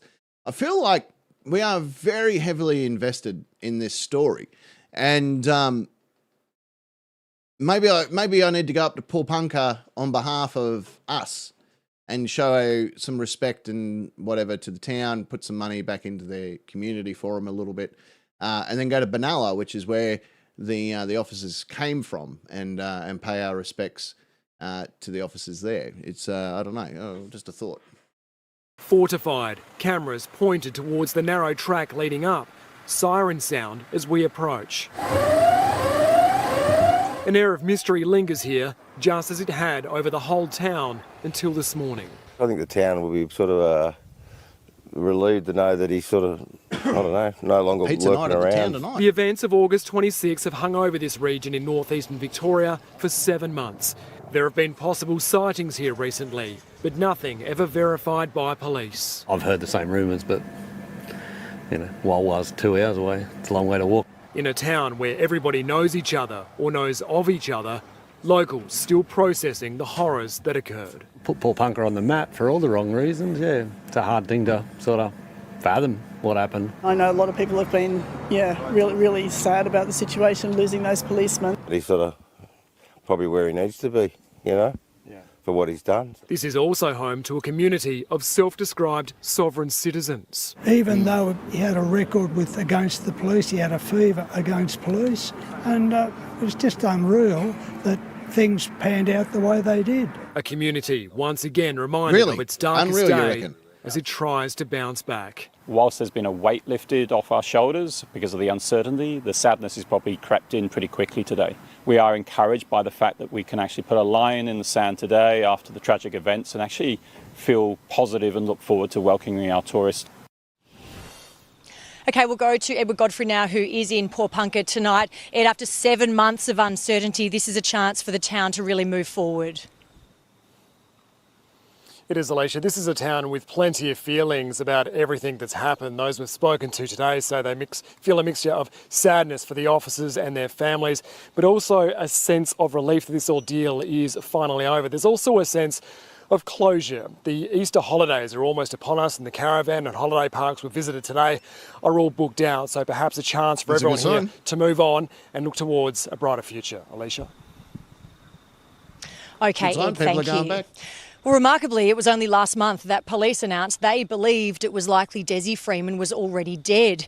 However, as Near-Tie reports, today's extraordinary shootout is just the latest twist in a saga that has left Victoria on tenterhooks since it began last August. As of 7 months ago, not many knew the name Desmond Freeman. Everyone knows at least, because that's not even his real name. It's Desmond Philby. Formerly known as, more of the point.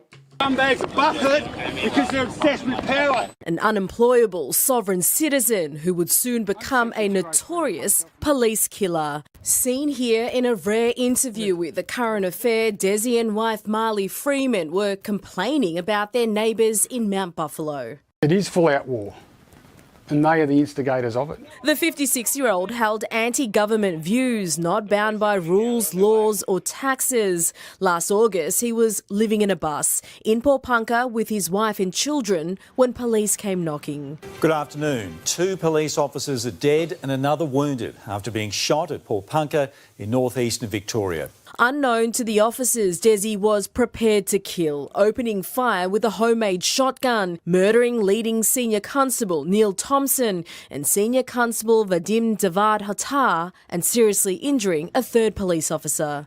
Yeah, spot on there, DJ. His name's now Maggot Food. Victoria Police is mourning 2 of its own tonight. Senior Constable Thompson was a local detective on the verge of retirement, selected to serve the warrant on Freeman because he had built rapport in the past. I am scared. I don't want to live life without you, and I don't want to finish our dreams on my own. Senior Constable Devad-Hattar was seconded from Melbourne along with colleagues from the Public Order Response Team to help ease the policing load in the Alpine area. He was my daughter's godfather was a commander there in the Public Order Response Team. Very own superhero. He was my Batman. Desi Freeman stole a gun from one of the dead police officers and fled, disappearing into the bush. We always live with the knowledge that the worst could happen, but we don't expect it. The surviving officers waited for hours for backup. The fugitive had a head start. Did he need money for that bus? That's a good question. That's a really good question. Did he need money for the bus? I need about $350. And despite 450 police officers, cadaver dogs, the Defence Force and helicopters searching for him, he slipped out. A month later, police offered a reward. There is no doubt that $1 million is a significant amount of money for anybody. For months, investigators believe Freeman was still alive and being harboured. Abandoned mines searched for any sign of the experienced bushman. But then, earlier this year, police revealed they were looking for his body. We do believe strongly that he is in this area deceased. But it was the men and women in blue who turned up to work every day while still grieving their own. They wanted justice for 2 precious lives stolen in a murderous rampage. That's an excellent question there, Bunny. They did have a look at that, and it really was just your straight run-of-the-mill execute of a warrant. I don't think they fathomed in the fact that he could take the officers' lives. Obviously, things have been looked at now in the change of things. But at the time, what they were doing was within policy. But yeah, curious to see how this has affected warrant executions from here on out. 18 of you still hanging around. The law has finally Let's get everyone caught up here. with Desmond Freeman. Neri Tai, 9 News. And as Neri touched on there, of course, front of mind tonight should be the 2 innocent lives that Desi Freeman took at Pawnpukka 7 months ago last August. I, of course, speak of Detective Leading Senior Constable Neil Thompson and Senior Constable Vadim Devat Hotard. Vadim Devat Hotard's parents are actually in Melbourne at the moment. They attended the 40th anniversary of the death of Constable Angela Taylor at the Police Memorial last Friday. So they are here. And the Chief Commissioner, when he was speaking to us just before, said that he had spoken to them and that they had told him that they do feel that this brings some closure. Mike Bush has not been able to speak to the partner of Neil Thompson as yet, but he will do so as soon as possible. And he also mentioned to us in that press briefing that he has spoken to the officer who was also injured at Pawnpukka that day, who has also mentioned how today is a very important day and his feelings of closure as well with the shooting death of Desi Freeman. So, Tom, we'll leave it there for now, but we'll have more from the crime scene a bit later on in the bulletin. All right, Alicia, we'll chat to you then. Thank you. Well, welcome back to our special coverage live from Tologalong, east of Wodonga, where Desmond Freeman was shot dead this morning. Now, as I mentioned earlier, Chief Commissioner Mike Bush has been here in just the last few hours visiting this crime scene, and I spoke to him as he arrived. She's very elongated, isn't she? What will you be doing inside the property?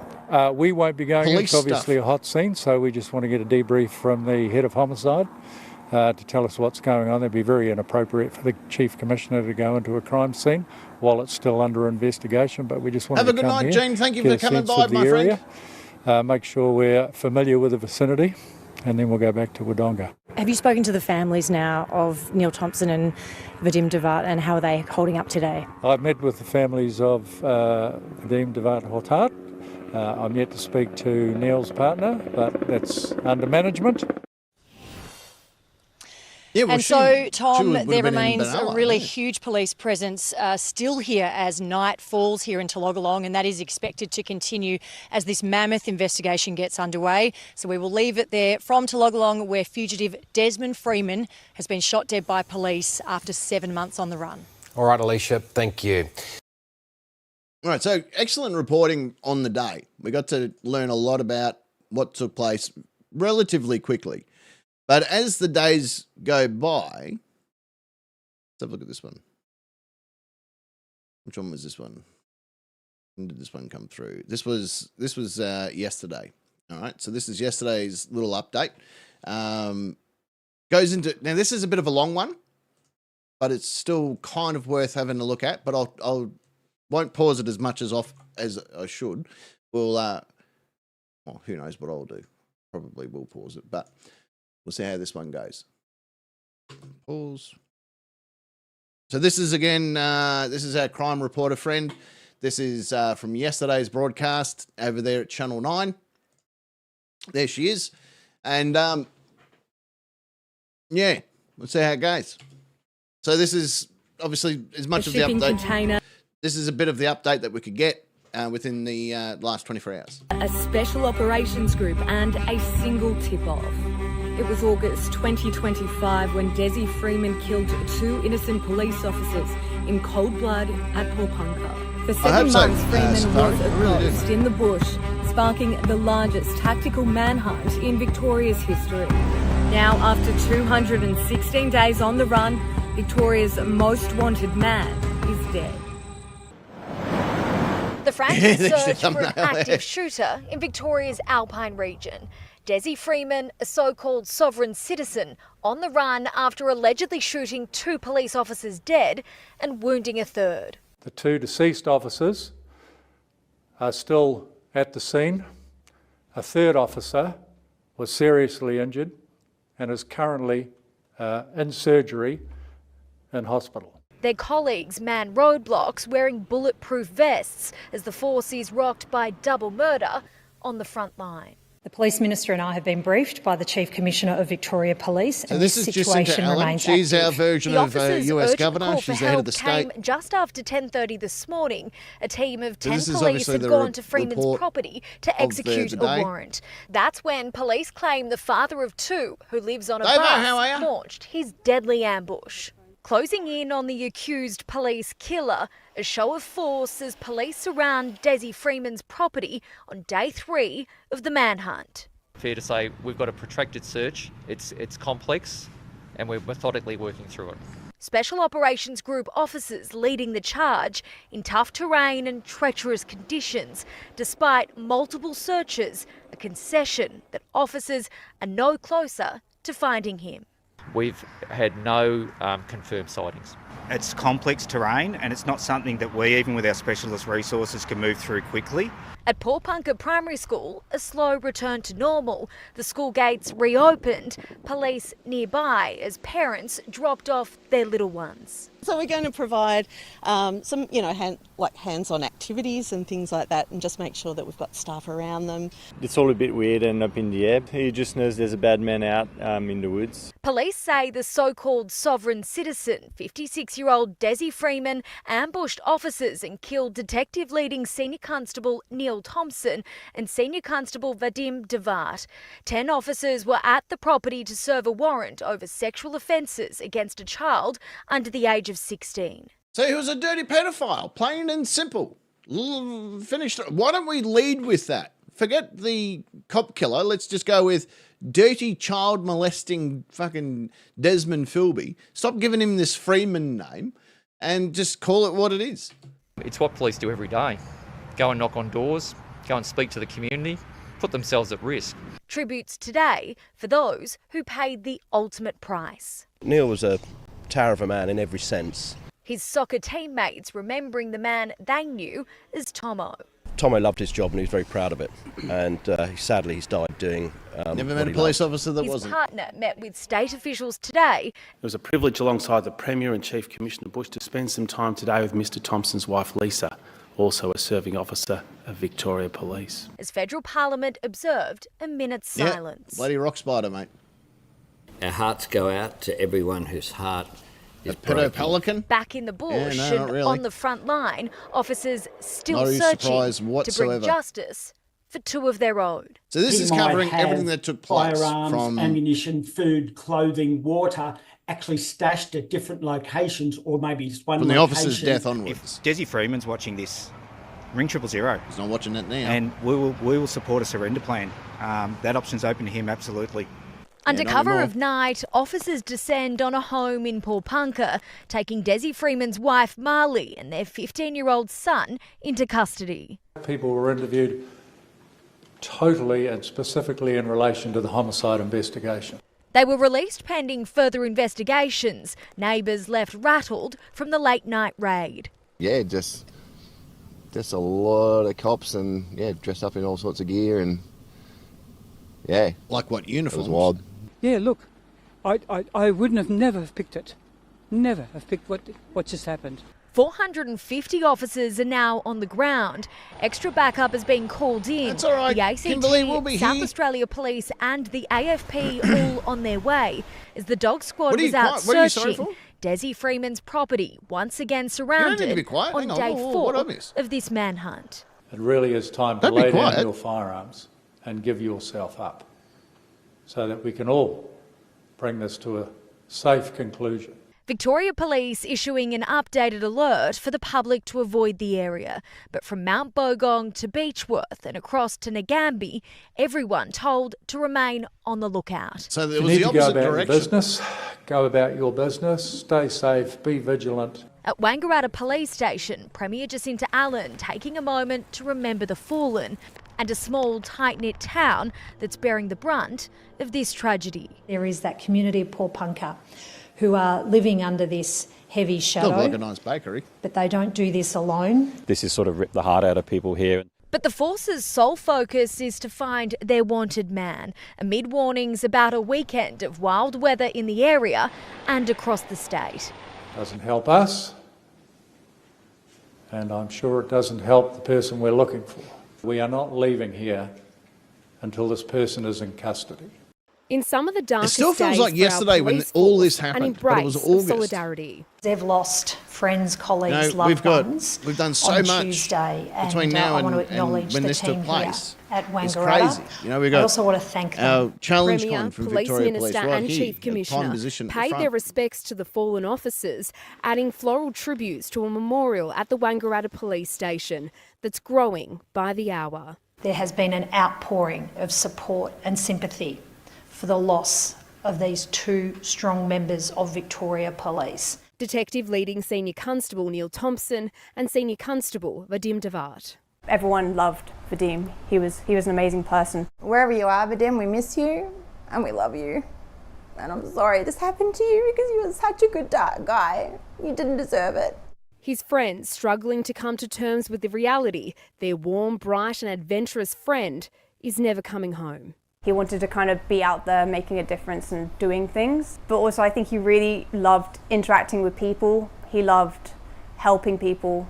And he just liked making everyone's day brighter. Their message for the accused gunman, Desi Freeman. I would want him to Hey, you've never said know anything what silly. a senseless act Oh, well, we all do, but you've been he has fantastic. undertaken and that it was unnecessary. And I want him to know that he's never ever going to get away with it. Last night, emergency service members remembered the fallen with 2 minutes of silence. We watched that live, remember? As police stations from Geelong to Melton, Knox and Manningham have been inundated with support. Yeah, you're right Wangaratta there, local T.J. Everson. I Andrew was going to bring it Gargo up. was so but I thought- overcome with emotion, he wrote a song honouring those who swore to serve and protect. Your honour and valour will always Geez, haven't these coppers been through enough, mate? You didn't have to turn up with your guitar. Jesus. As more armour and extra eyes in the sky arrived from interstate, the search widened for Victoria's most wanted man. This You know channel where the is trades here are, so you know can where say the most everything is. silliest You stuff can on go the all planet. the way down to Mountford, down to Gippsland. Surrounded by snow-capped peaks in Paulpunka, tactical officers closed in on a property in the neighbouring town of Myrtleford. They've got a job to do, and hopefully they find him. They're doing their job, and I hope to God they can get it finished soon. While tourists were told to stay away from the alpine area, some said the snow was just too good to resist. We just follow the rules and then we'll be safe. I was hoping there'd be less people because of it. We did drive through. Yes, it is a bit What scary. the hell are you, big The fella? below freezing temperatures and Shouldn't new you be challenge ripping to people off at a contend coffee with, shop, you tough barista? on officers, but it could have been even tougher on their target. Put yourself in that circumstance. I mean, you know, if you haven't got food and warm clothes, I mean, yeah, very cold. As part of the investigation, police are also looking into any of Desi Freeman's associates. Last night, a property was raided here in Bright. A 61-year-old man was taken into custody over drugs and weapon offences. He claims to not know They Desi really did Freeman try and turn over personally, every but stone admits to they try were and both find this in piece of online shit. groups together. Police are also leaning on the local community for information as they try to gain the upper hand to find a bushman who's in hiding. If he knows that area, he'll be okay, I think. That's the trouble. They'll have to really hunt him out. She's He's the a woman bogan that who's just long knew how to live stood with by no money. Freeman's side. Now she's urging the accused cop killer to hand himself in. Marley Freeman releasing a statement through her lawyer saying, "Please, Desi, if you see or hear this, call 000 and arrange a surrender plan." I can't think of Des being that person. What that the would hell? Are surrender, you from Spinal unfortunately. Tap? Stephen Mallett says he's never met the fugitive, but like Freeman, is a member of a doomsday prepper group. And on Friday, police arrested the 61-year-old over drug and weapon offences. Yeah, well, look at all the weapons he's got. Behind me back with electrical ties. Why would I have any sympathy for him? I don't know him. The former outlaw bikie gang member is adamant he's not helping the so-called sovereign citizen. And the mother of his 3 children is urging anyone who is to call 000 immediately and speak to the police. On Thursday, she was the one being interviewed by investigators, the 42-year-old arrested and then released.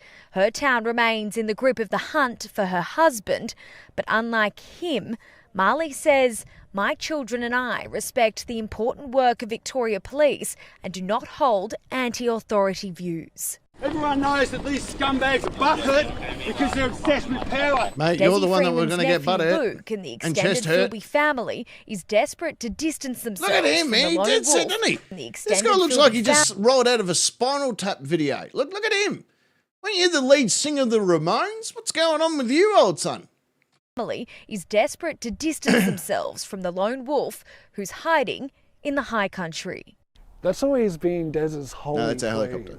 He's always told me if he wanted to be dead and buried somewhere, it's going to be on Mount Buffalo. Like, Yeah, well, that's how he stiff wants shit. to That's die. not where he ended As up, was it? police continue to hunt for Freeman in these hills, his wife has paid tribute to their slain Desi's colleagues, Deadman's nephew. saying Thanks she for and it, her Ellen. children feel deep sorrow with the family and friends of Neil Thompson and Vadim Devart. That grief is raw and close to home for these young Beechworth footballers. Neil Thompson was a regular on the sidelines to watch his stepchildren play. Now the community is wrapping its arms around a family facing the unimaginable. Definitely hitting close to home for our club. Just show our support for these guys that have made the ultimate sacrifice protecting our community. Weapons drawn, heavily armed police move in. Aerial support hovering above, this pine plantation on the outskirts of Porpunka, a new area of interest in the hunt for accused gunman Desi Freeman. My dick grew sideburns watching that guy from the 70s. Sooner or later. They're not going to quit. They're not going to give up. Former officer Yeah. and friend of detective leading senior constable Neil Thompson says the terrain they are searching through is extreme. It's not like looking for a needle in a haystack. It's looking for a needle in 1,000 haystacks. Police have received 450 pieces of crucial information in the past 7 days. They now believe Freeman is receiving help. I extend that invitation to anyone who's harbouring Desi Freeman, who's considering harbouring Desi Freeman, or know something about the people that are harbouring Desi Freeman, 000 or otherwise, and we will formulate an appropriate surrender plan. While he's not in police sights, Desi Freeman's friend and right-hand man for the past few years, Bruce Evans, says Freeman has a huge network of supporters that could be helping him. I don't think it's going to end well for him. Adding while Freeman's views of police was well documented, he never expected it would go this far. All right, I'm going to stop there for a second, mostly because my dog's knocking at the door, so I probably need to take her out for a wee whittle. So I'm just going to go to another little musical interlude, and we'll come back and we'll continue this, ladies and gentlemen. So just hang on. Is proudly brought to you by ClitFit, the only fitness program that doesn't just tone your body, it tracks your pleasure. With ClitFit, every session is measured, logged, and scored. Watch your orgasm leaderboard climb, check your climax calories burned, and unlock achievements like double delight and peak performance. It's science, it's stats, it's your personal trainer for everything that matters most. ClitFit. Feel it, track it, own it, love it.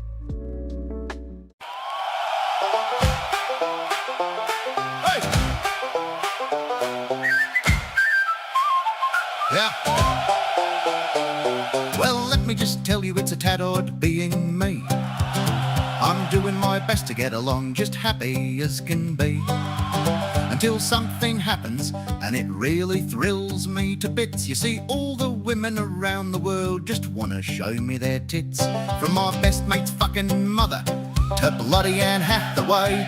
All these ladies scream and beg for me to have a little play. You see, from all around the world and back again, and that includes the Brits. None of these ladies can just wait to show me their tits. Big ones, small ones, flat or round, ones that bounce or barely make a sound. Left one's lazy, right one's locked, but it doesn't matter when they lift up their tops. Perky or saggy, pierced or plain, either silicone hills or the natural terrain. It doesn't matter size, shape or weight. Tits are tits, and they're all fucking great. Sometimes I think it's a bloody old curse, till an elderly lady gave me sweets from her purse. She said, I ain't flashed since before I got old, and me sad old rack could cure a cold. I said, hey now don't you bloody tease, now show me the things that swing past your knees. Big ones, small ones, flat or round, the ones that bounce or barely make a sound. Left one's lazy, right one's locked, but it doesn't matter when they lift up their tops. Perky or saggy, pierced or plain, either silicone hills or the natural terrain. It doesn't matter size, shape or weight. Tits are tits, and they're all fucking great. Parky Nick said, Captain, can you stop being a flog? All these tits you're seeing, mate, you're being a fucking hog. And fellas all moan, hey, don't forget about us. How about we give you money for the bus? I say, mates, just coming close and listen to this. See, you've got to be cool if you want to see tits. Big ones, small ones, flat or round, ones that bounce or barely make a sound. Left one's lazy, right one's locked, but it doesn't matter when they lift up their tops. Perky or saggy, pierced or even plain, either silicone hills or the natural terrain. It doesn't matter size, shape or weight. Tits are tits, and they're all fucking great. Now I've seen them at the shops, I've seen them in leather, I've even copped an eyeful in really shitty weather. And it's not just the ladies, I'm telling you folks, one set I saw was on a fucking bloke. I've seen him at the movies, I've seen him at the zoo. One lady even flashed a fucking kangaroo. From tiny little nubbins to massive bouncing spheres, they've given me more thrills than a dozen fucking beers. So lean in ladies, don't be shy or coy, 'cause when tits start dancing, they're my favourite toy. Big ones, small ones, flat or round, ones that bounce or barely make a sound. Left one's lazy, right one's locked, but it doesn't matter when they lift up their tops. Perky or saggy, pierced or even plain, either silicone hills or the natural terrain. It doesn't matter size, shape or weight. Tits are tits, and they're all fucking great. It doesn't matter size, shape or weight. Tits are tits, and they're all fucking great.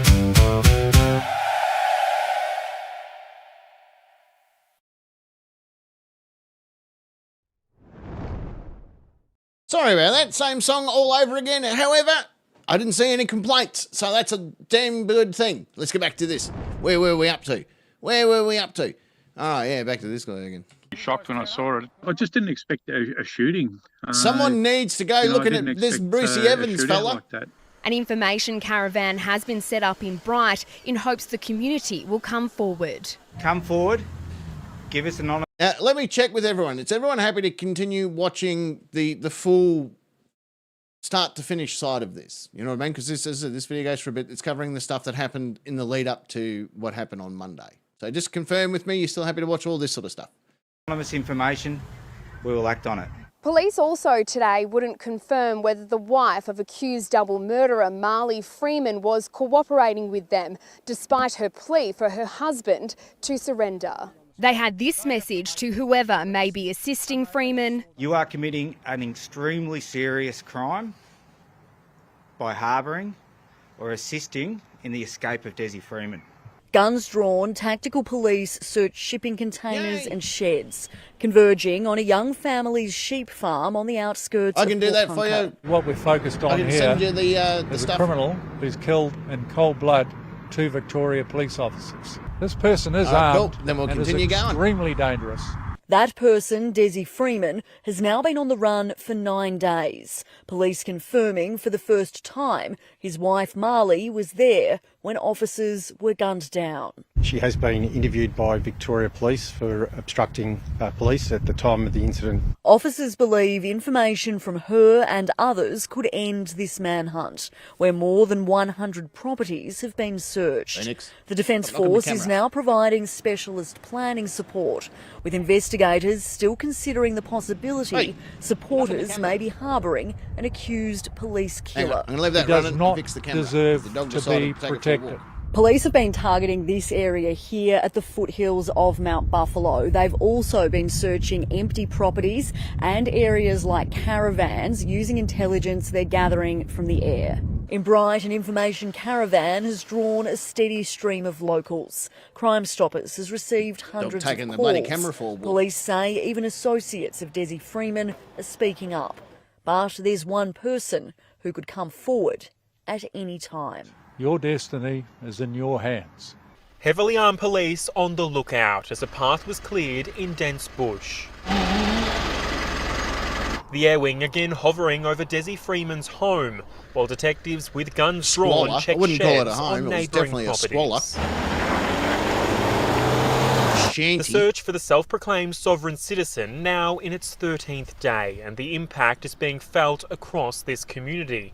Tourist dollars continue to dry up more. With every hour, the operation continues. I think it's almost feeling worse than the bushfires and COVID, because they were pretty obvious reactions to emergencies. This one, we never saw this coming. That appeal enough to keep locals on the slopes, but it's in the valley where the lack of visitors is hurting the most. We're currently sitting on 146 centimetre snow base, which compared to this time last year when we unfortunately had to close the resort a bit early due to lack of snowfall, it's absolutely phenomenal. This town, you should not be able to move in this street.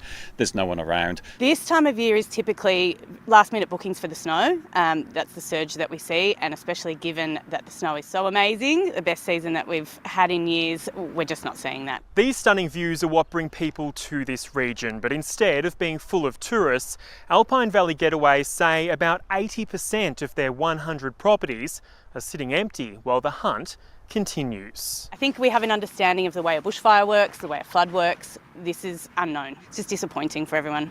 Carrying the force's pain and the weight of grief to farewell Detective Leading Senior Constable Neil Thompson, the man they knew as Tomo. He served for 38 Yeah, that's Marley from Bali. He bought her for about $3, I reckon. 8 years and was meant to retire last Friday. Instead, a guard of fucking honour bullshit, isn't lined it? the streets outside the police Meant academy to in Glen retire the Waverley. day that- One the week final that he gets salute killed. as more than 3,000 people said goodbye.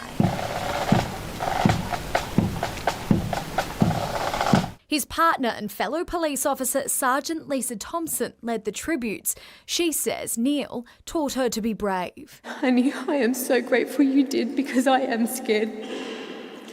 I don't want to live life without you, and I don't want to finish our dreams on my own. Neil joined the hopefully force in Monday brought you a little bit 1987. of He was a closure. detective in the major fraud and state crime squads stationed in Won't hurt- Wangaratta won't for the last stop the 18 pain, years. but The 59-year-old hopefully a little veteran bit of closure. officer was leading a team of 10 to serve a search warrant in Paulpunka when he and Senior Constable Vadim Devat Hatar were shot dead. Without a doubt, Neil was a highly respected, highly regarded, very capable, very experienced police officer. Neil was taken far too prematurely.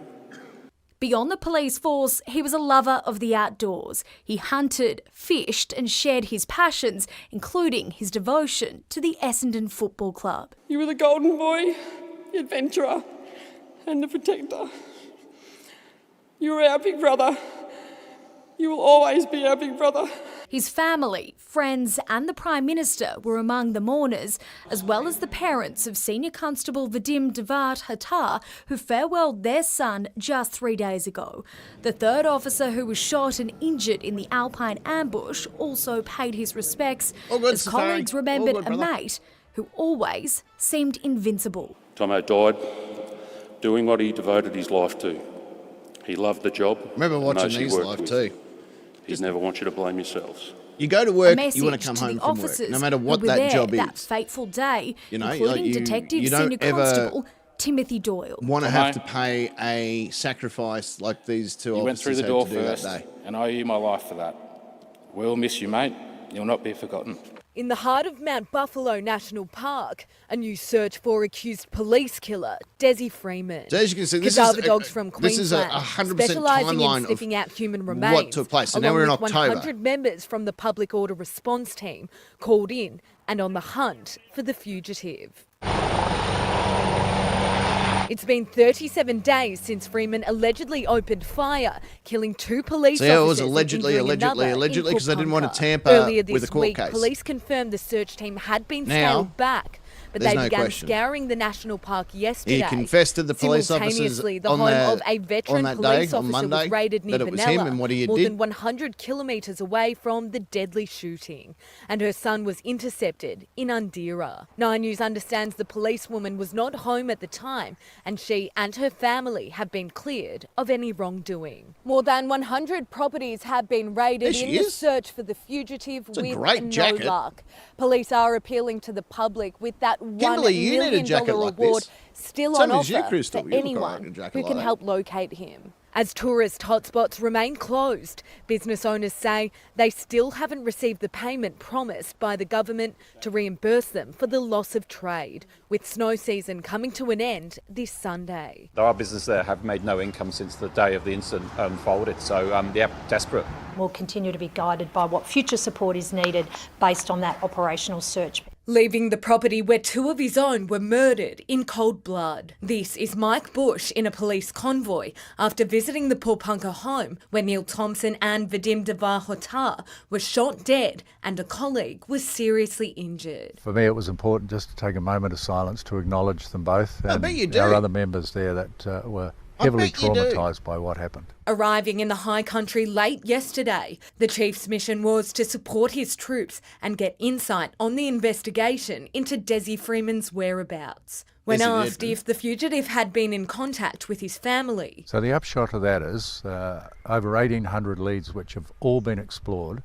which at the moment have led us nowhere. compounding the grief of the Blue family, conspiracy theorists online. We're quite disgusted. Those people need to stop talking that way. Not only counterproductive, but it's also very disrespectful. To make things harder for police on the Spot on. ground, 9 News understands they have been told to avoid certain businesses as they have links to sovereign citizens or Desi Freeman himself. They're doing a fantastic job out there.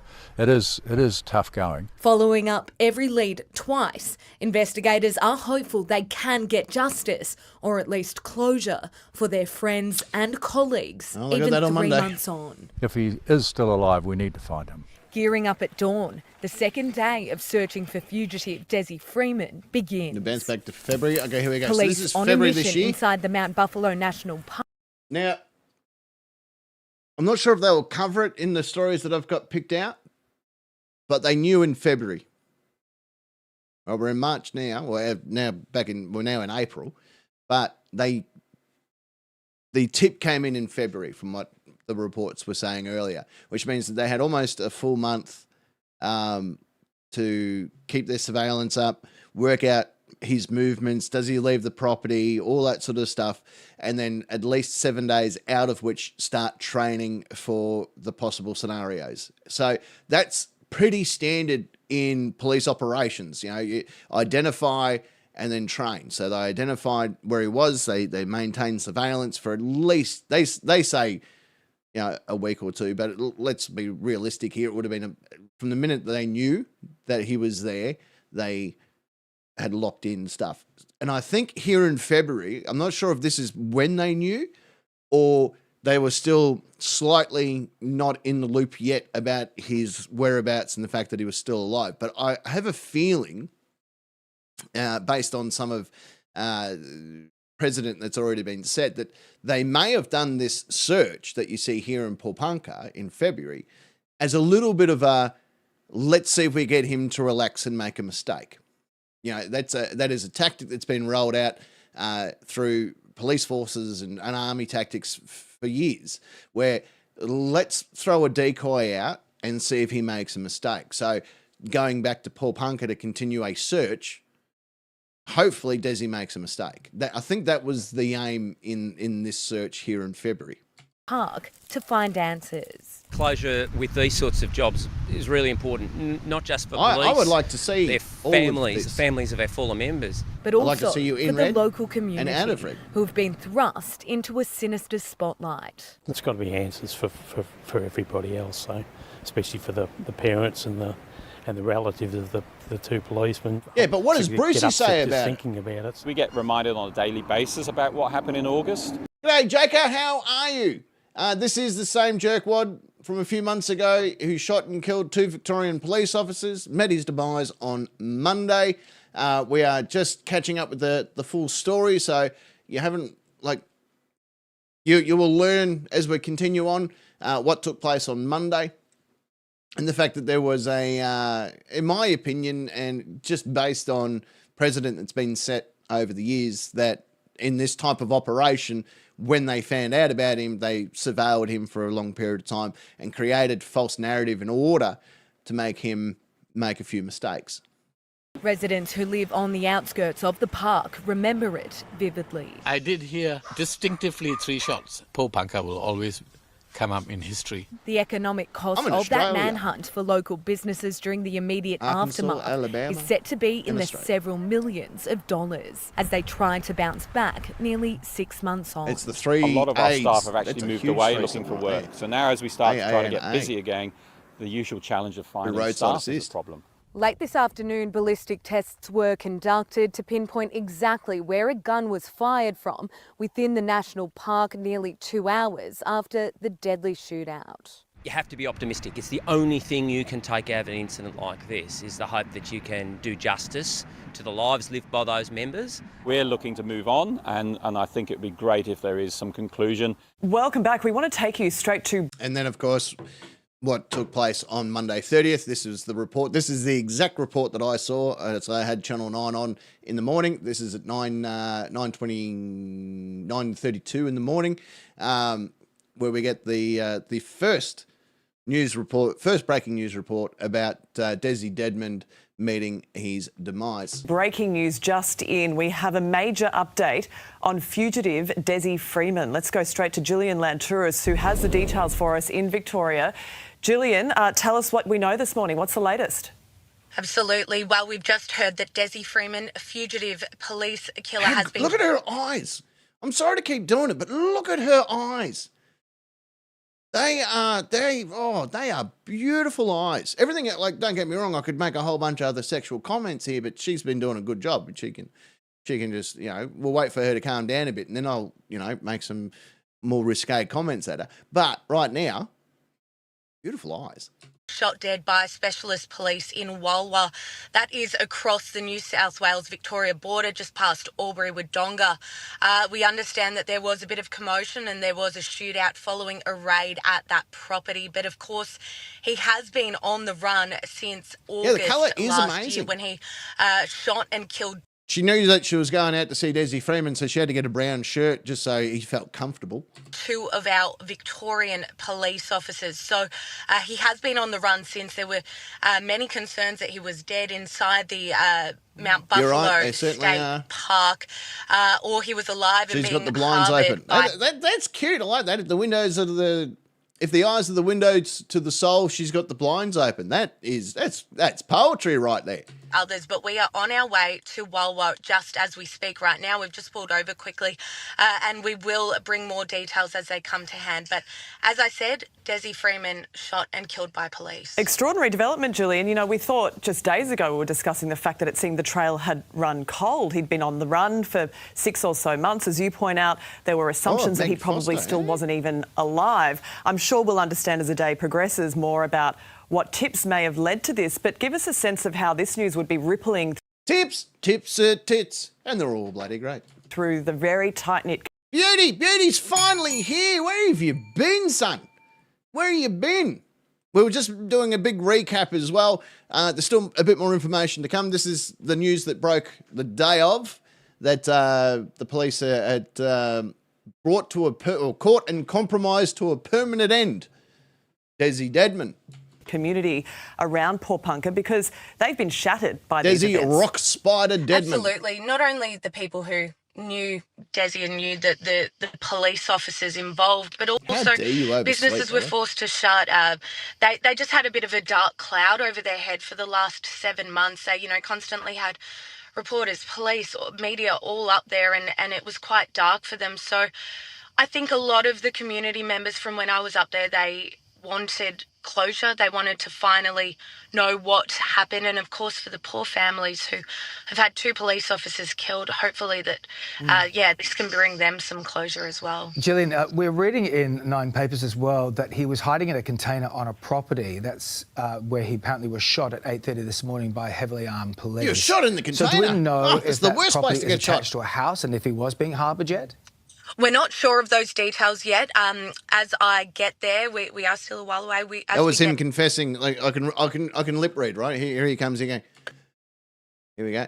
Sure of those they details caught me yet. balls deep in a koala. It should be a human right to fuck a koala. As we get there, I love we will koalas. find out more details. Get your But, hands he off was my hiding penis. In a container there, and I do understand there was a bit of a shootout with heavily armed Special Operations Group police from Victoria. So, but in the end, Desi Freeman. Oh, okay. So that's just come to Today an end. is the last day. That just came to an end. Why did you just come to an end? We should have had more information than that. Okay, so that was the timeline up until then. Okay, so that brings us to the latest of updates. Let's go to, this was, I believe, yesterday, if I remember correctly. Let me just find it and bring it up. No, we won't use that one. Oh, we might come back to that one. Hang on a sec. Let's go to this update. So this was... Okay, so hang on a minute. We will do that. Go this one first. Let's do this one first.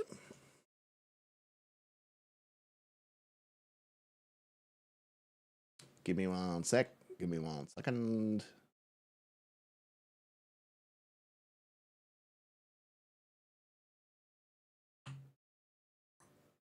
We'll go to this Channel 7 report, which was from AEST today, if I remember correctly. And I'm pretty sure I don't. But anyway, let's see what she says.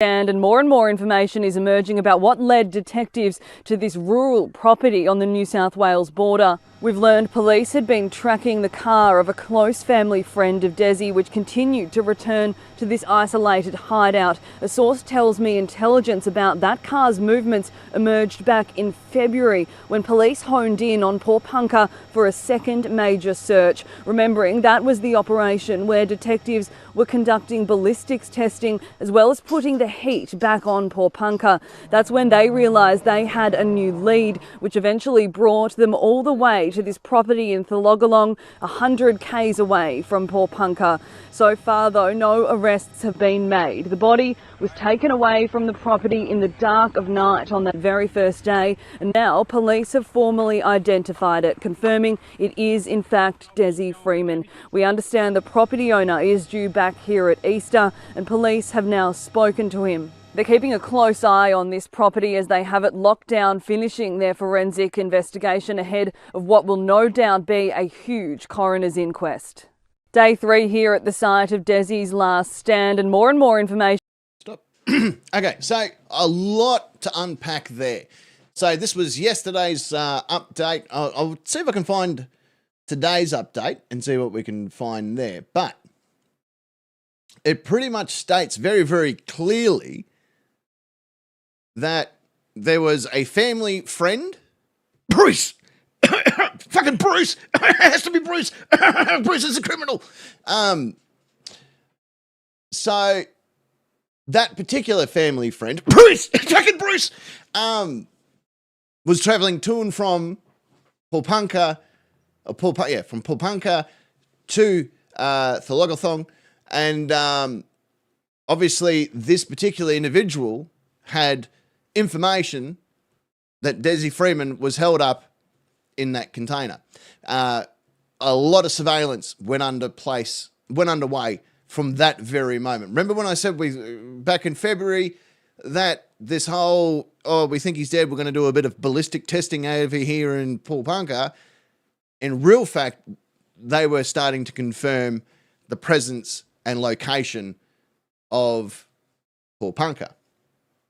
Of Desi Freeman. So they managed to, in that last month leading up to this, have him under surveillance, have that vehicle under surveillance, manage to connect the dots and go, right, this bloke, Bruce, it's fucking Bruce, is in a bit of trouble. And we think we know that Desi is inside this container. And then let's go back to our little map here for a sec, because there is plenty of places that police could have set up surveillance. I mean, just in this dense bushland here alone.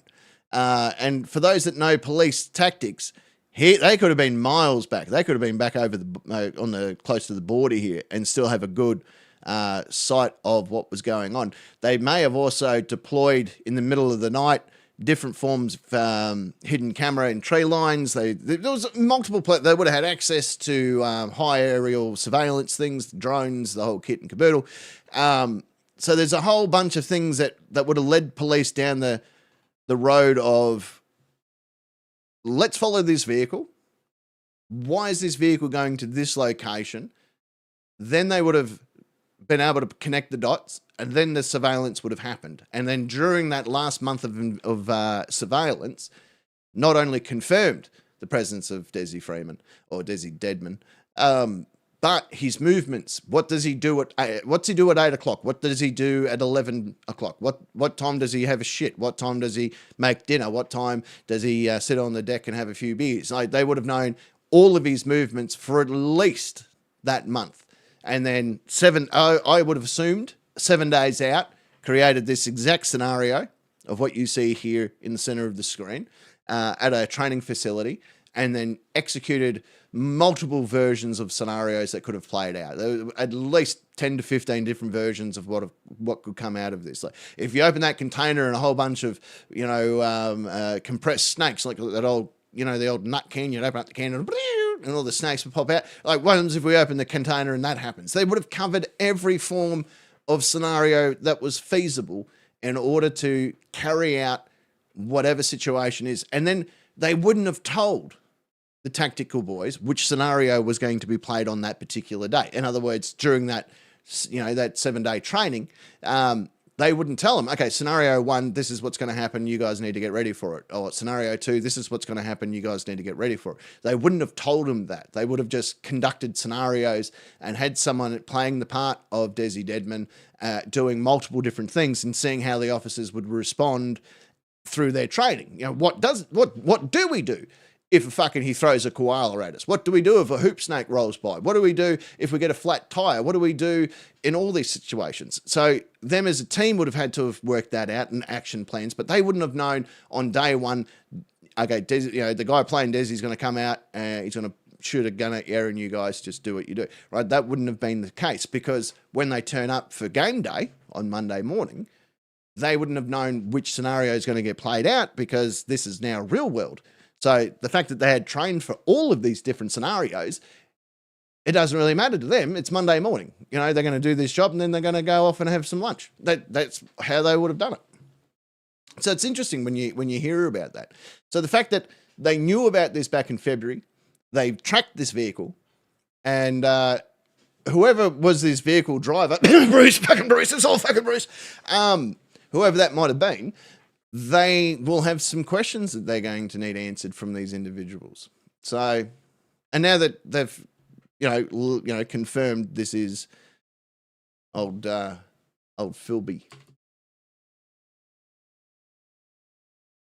Is emerging about what led detectives to... Oh, we already listened to that, didn't we? All right, so we'll close her down. Let's go.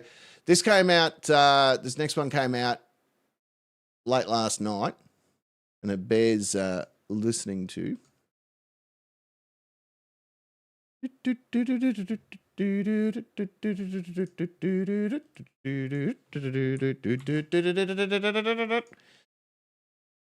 Now, this is the information I think all of us have been waiting to hear.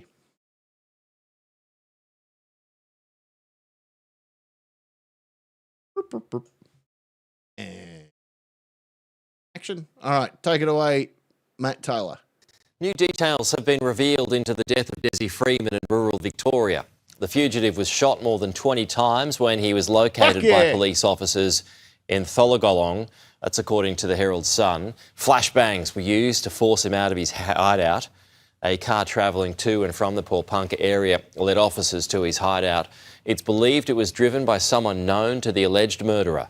Investigators will be analysing phone records from devices found at the scene to determine how the fugitive survived more than 200 days on the run.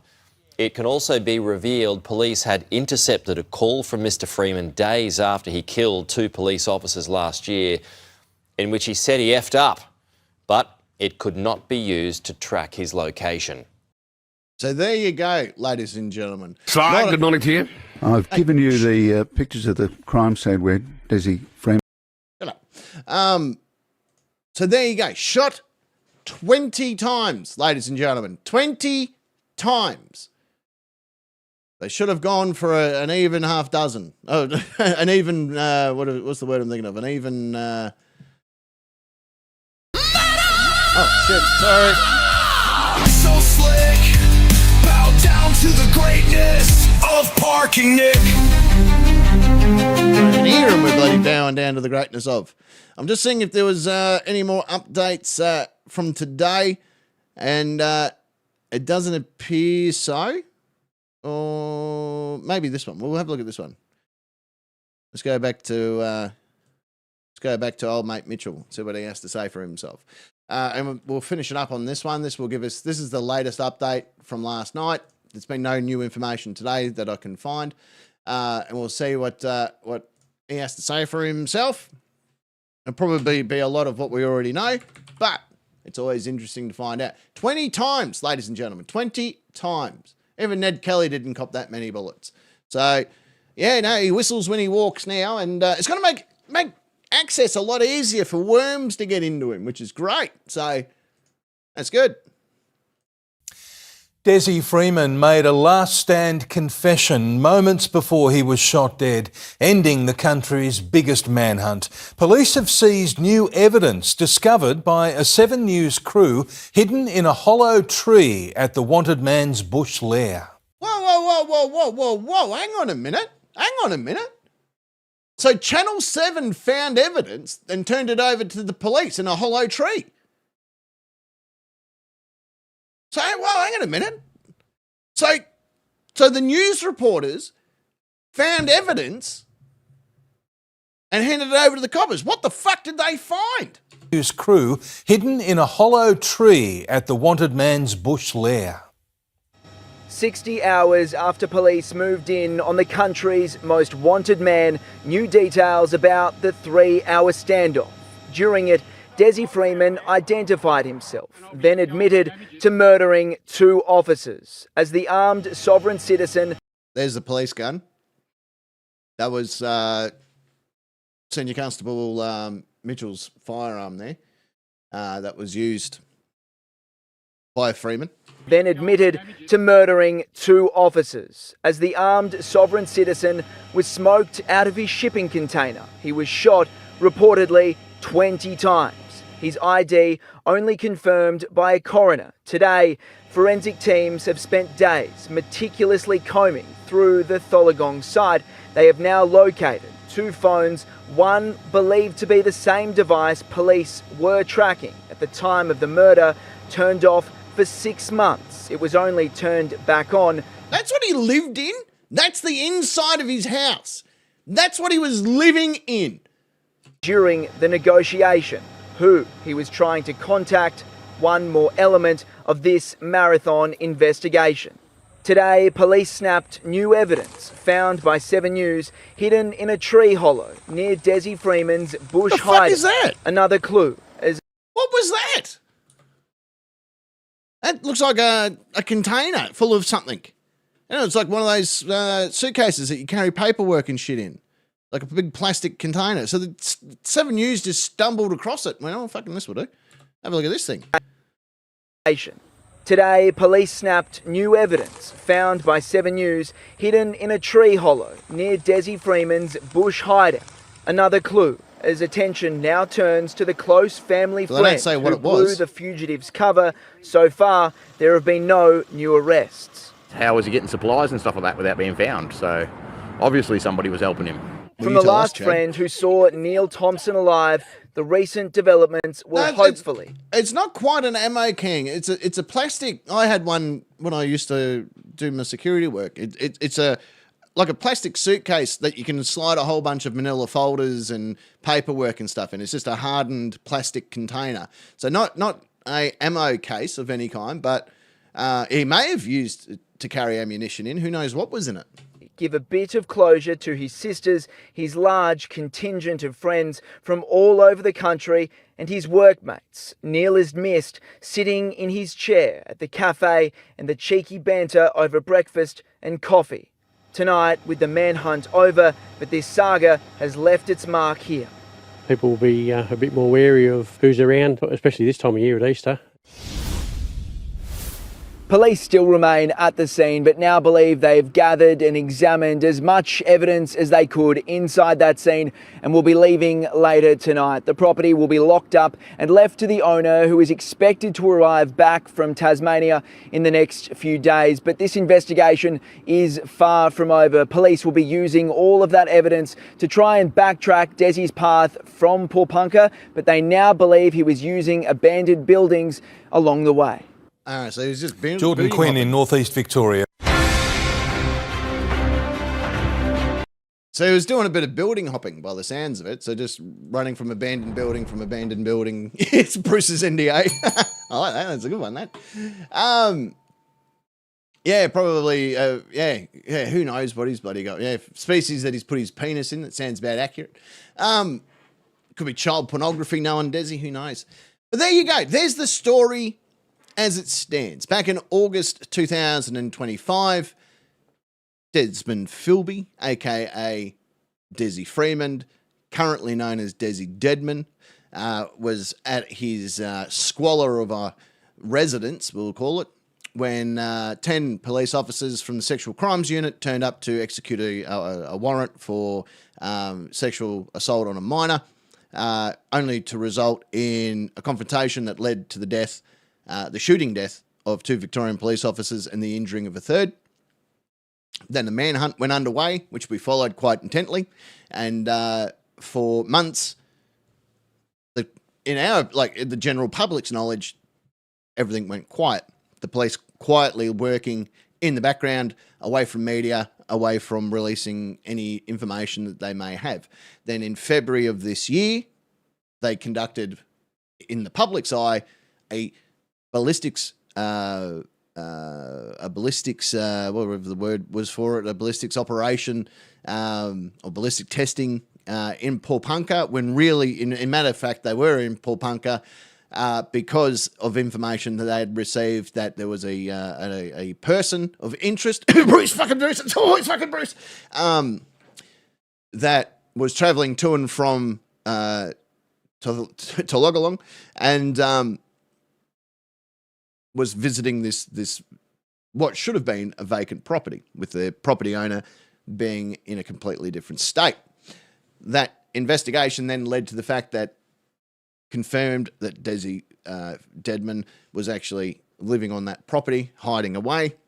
They then executed on Monday morning, the 30th of March 2026, an operation that led into the death and brought to a permanent end of Deadman Freeman, and beers and drinks were celebrated therefore after. So there you go. There is the entire timeline of what has taken place. Now, obviously, more investigation will need to be conducted to find out this person of interest, Bruce, fucking Bruce, and what their role was in all of this, and how long did that person, Bruce, know that Freeman was alive. They will then go into what was this person's active role in harbouring this fugitive, as well as any other associates that has been brought up. So Investigation's still clearly a lot more to do, a lot more stuff that will be done away from lingering eyes and cameras to sort all of these things out.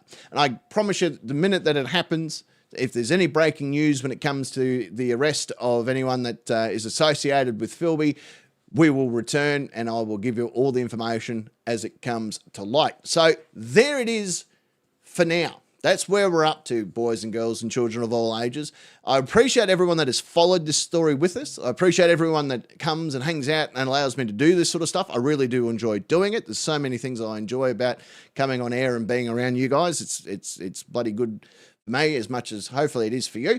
So thank you very, very much for letting me be part of your day. For those that are watching us on replay, sound off in the comments below. Let us know your thoughts on it. In fact, everyone, even if you have been commenting in the live comments, come on over to the comments section. Leave a loving tribute to Deadmond. Yeah, let him know how you really feel about the passing. Oh, terrible, isn't it? But nonetheless, leave your comments. We'd like to see them. Well, I'd like to see them anyway. But until next time, ladies and gentlemen, don't forget the Nightcap Live will return tomorrow night here on the channel and a lot more things to come. So thank you very, very much. Thank you for letting me be part of it. Thank you to everyone that donated. Thank you to everyone that got up early and all that sort of stuff to come and be part of it. Thank you, thank you, thank you, thank you, thank you. But that is it for now. So until next time, folks, don't forget to keep me fully erect. And as always, fucking... hooroo.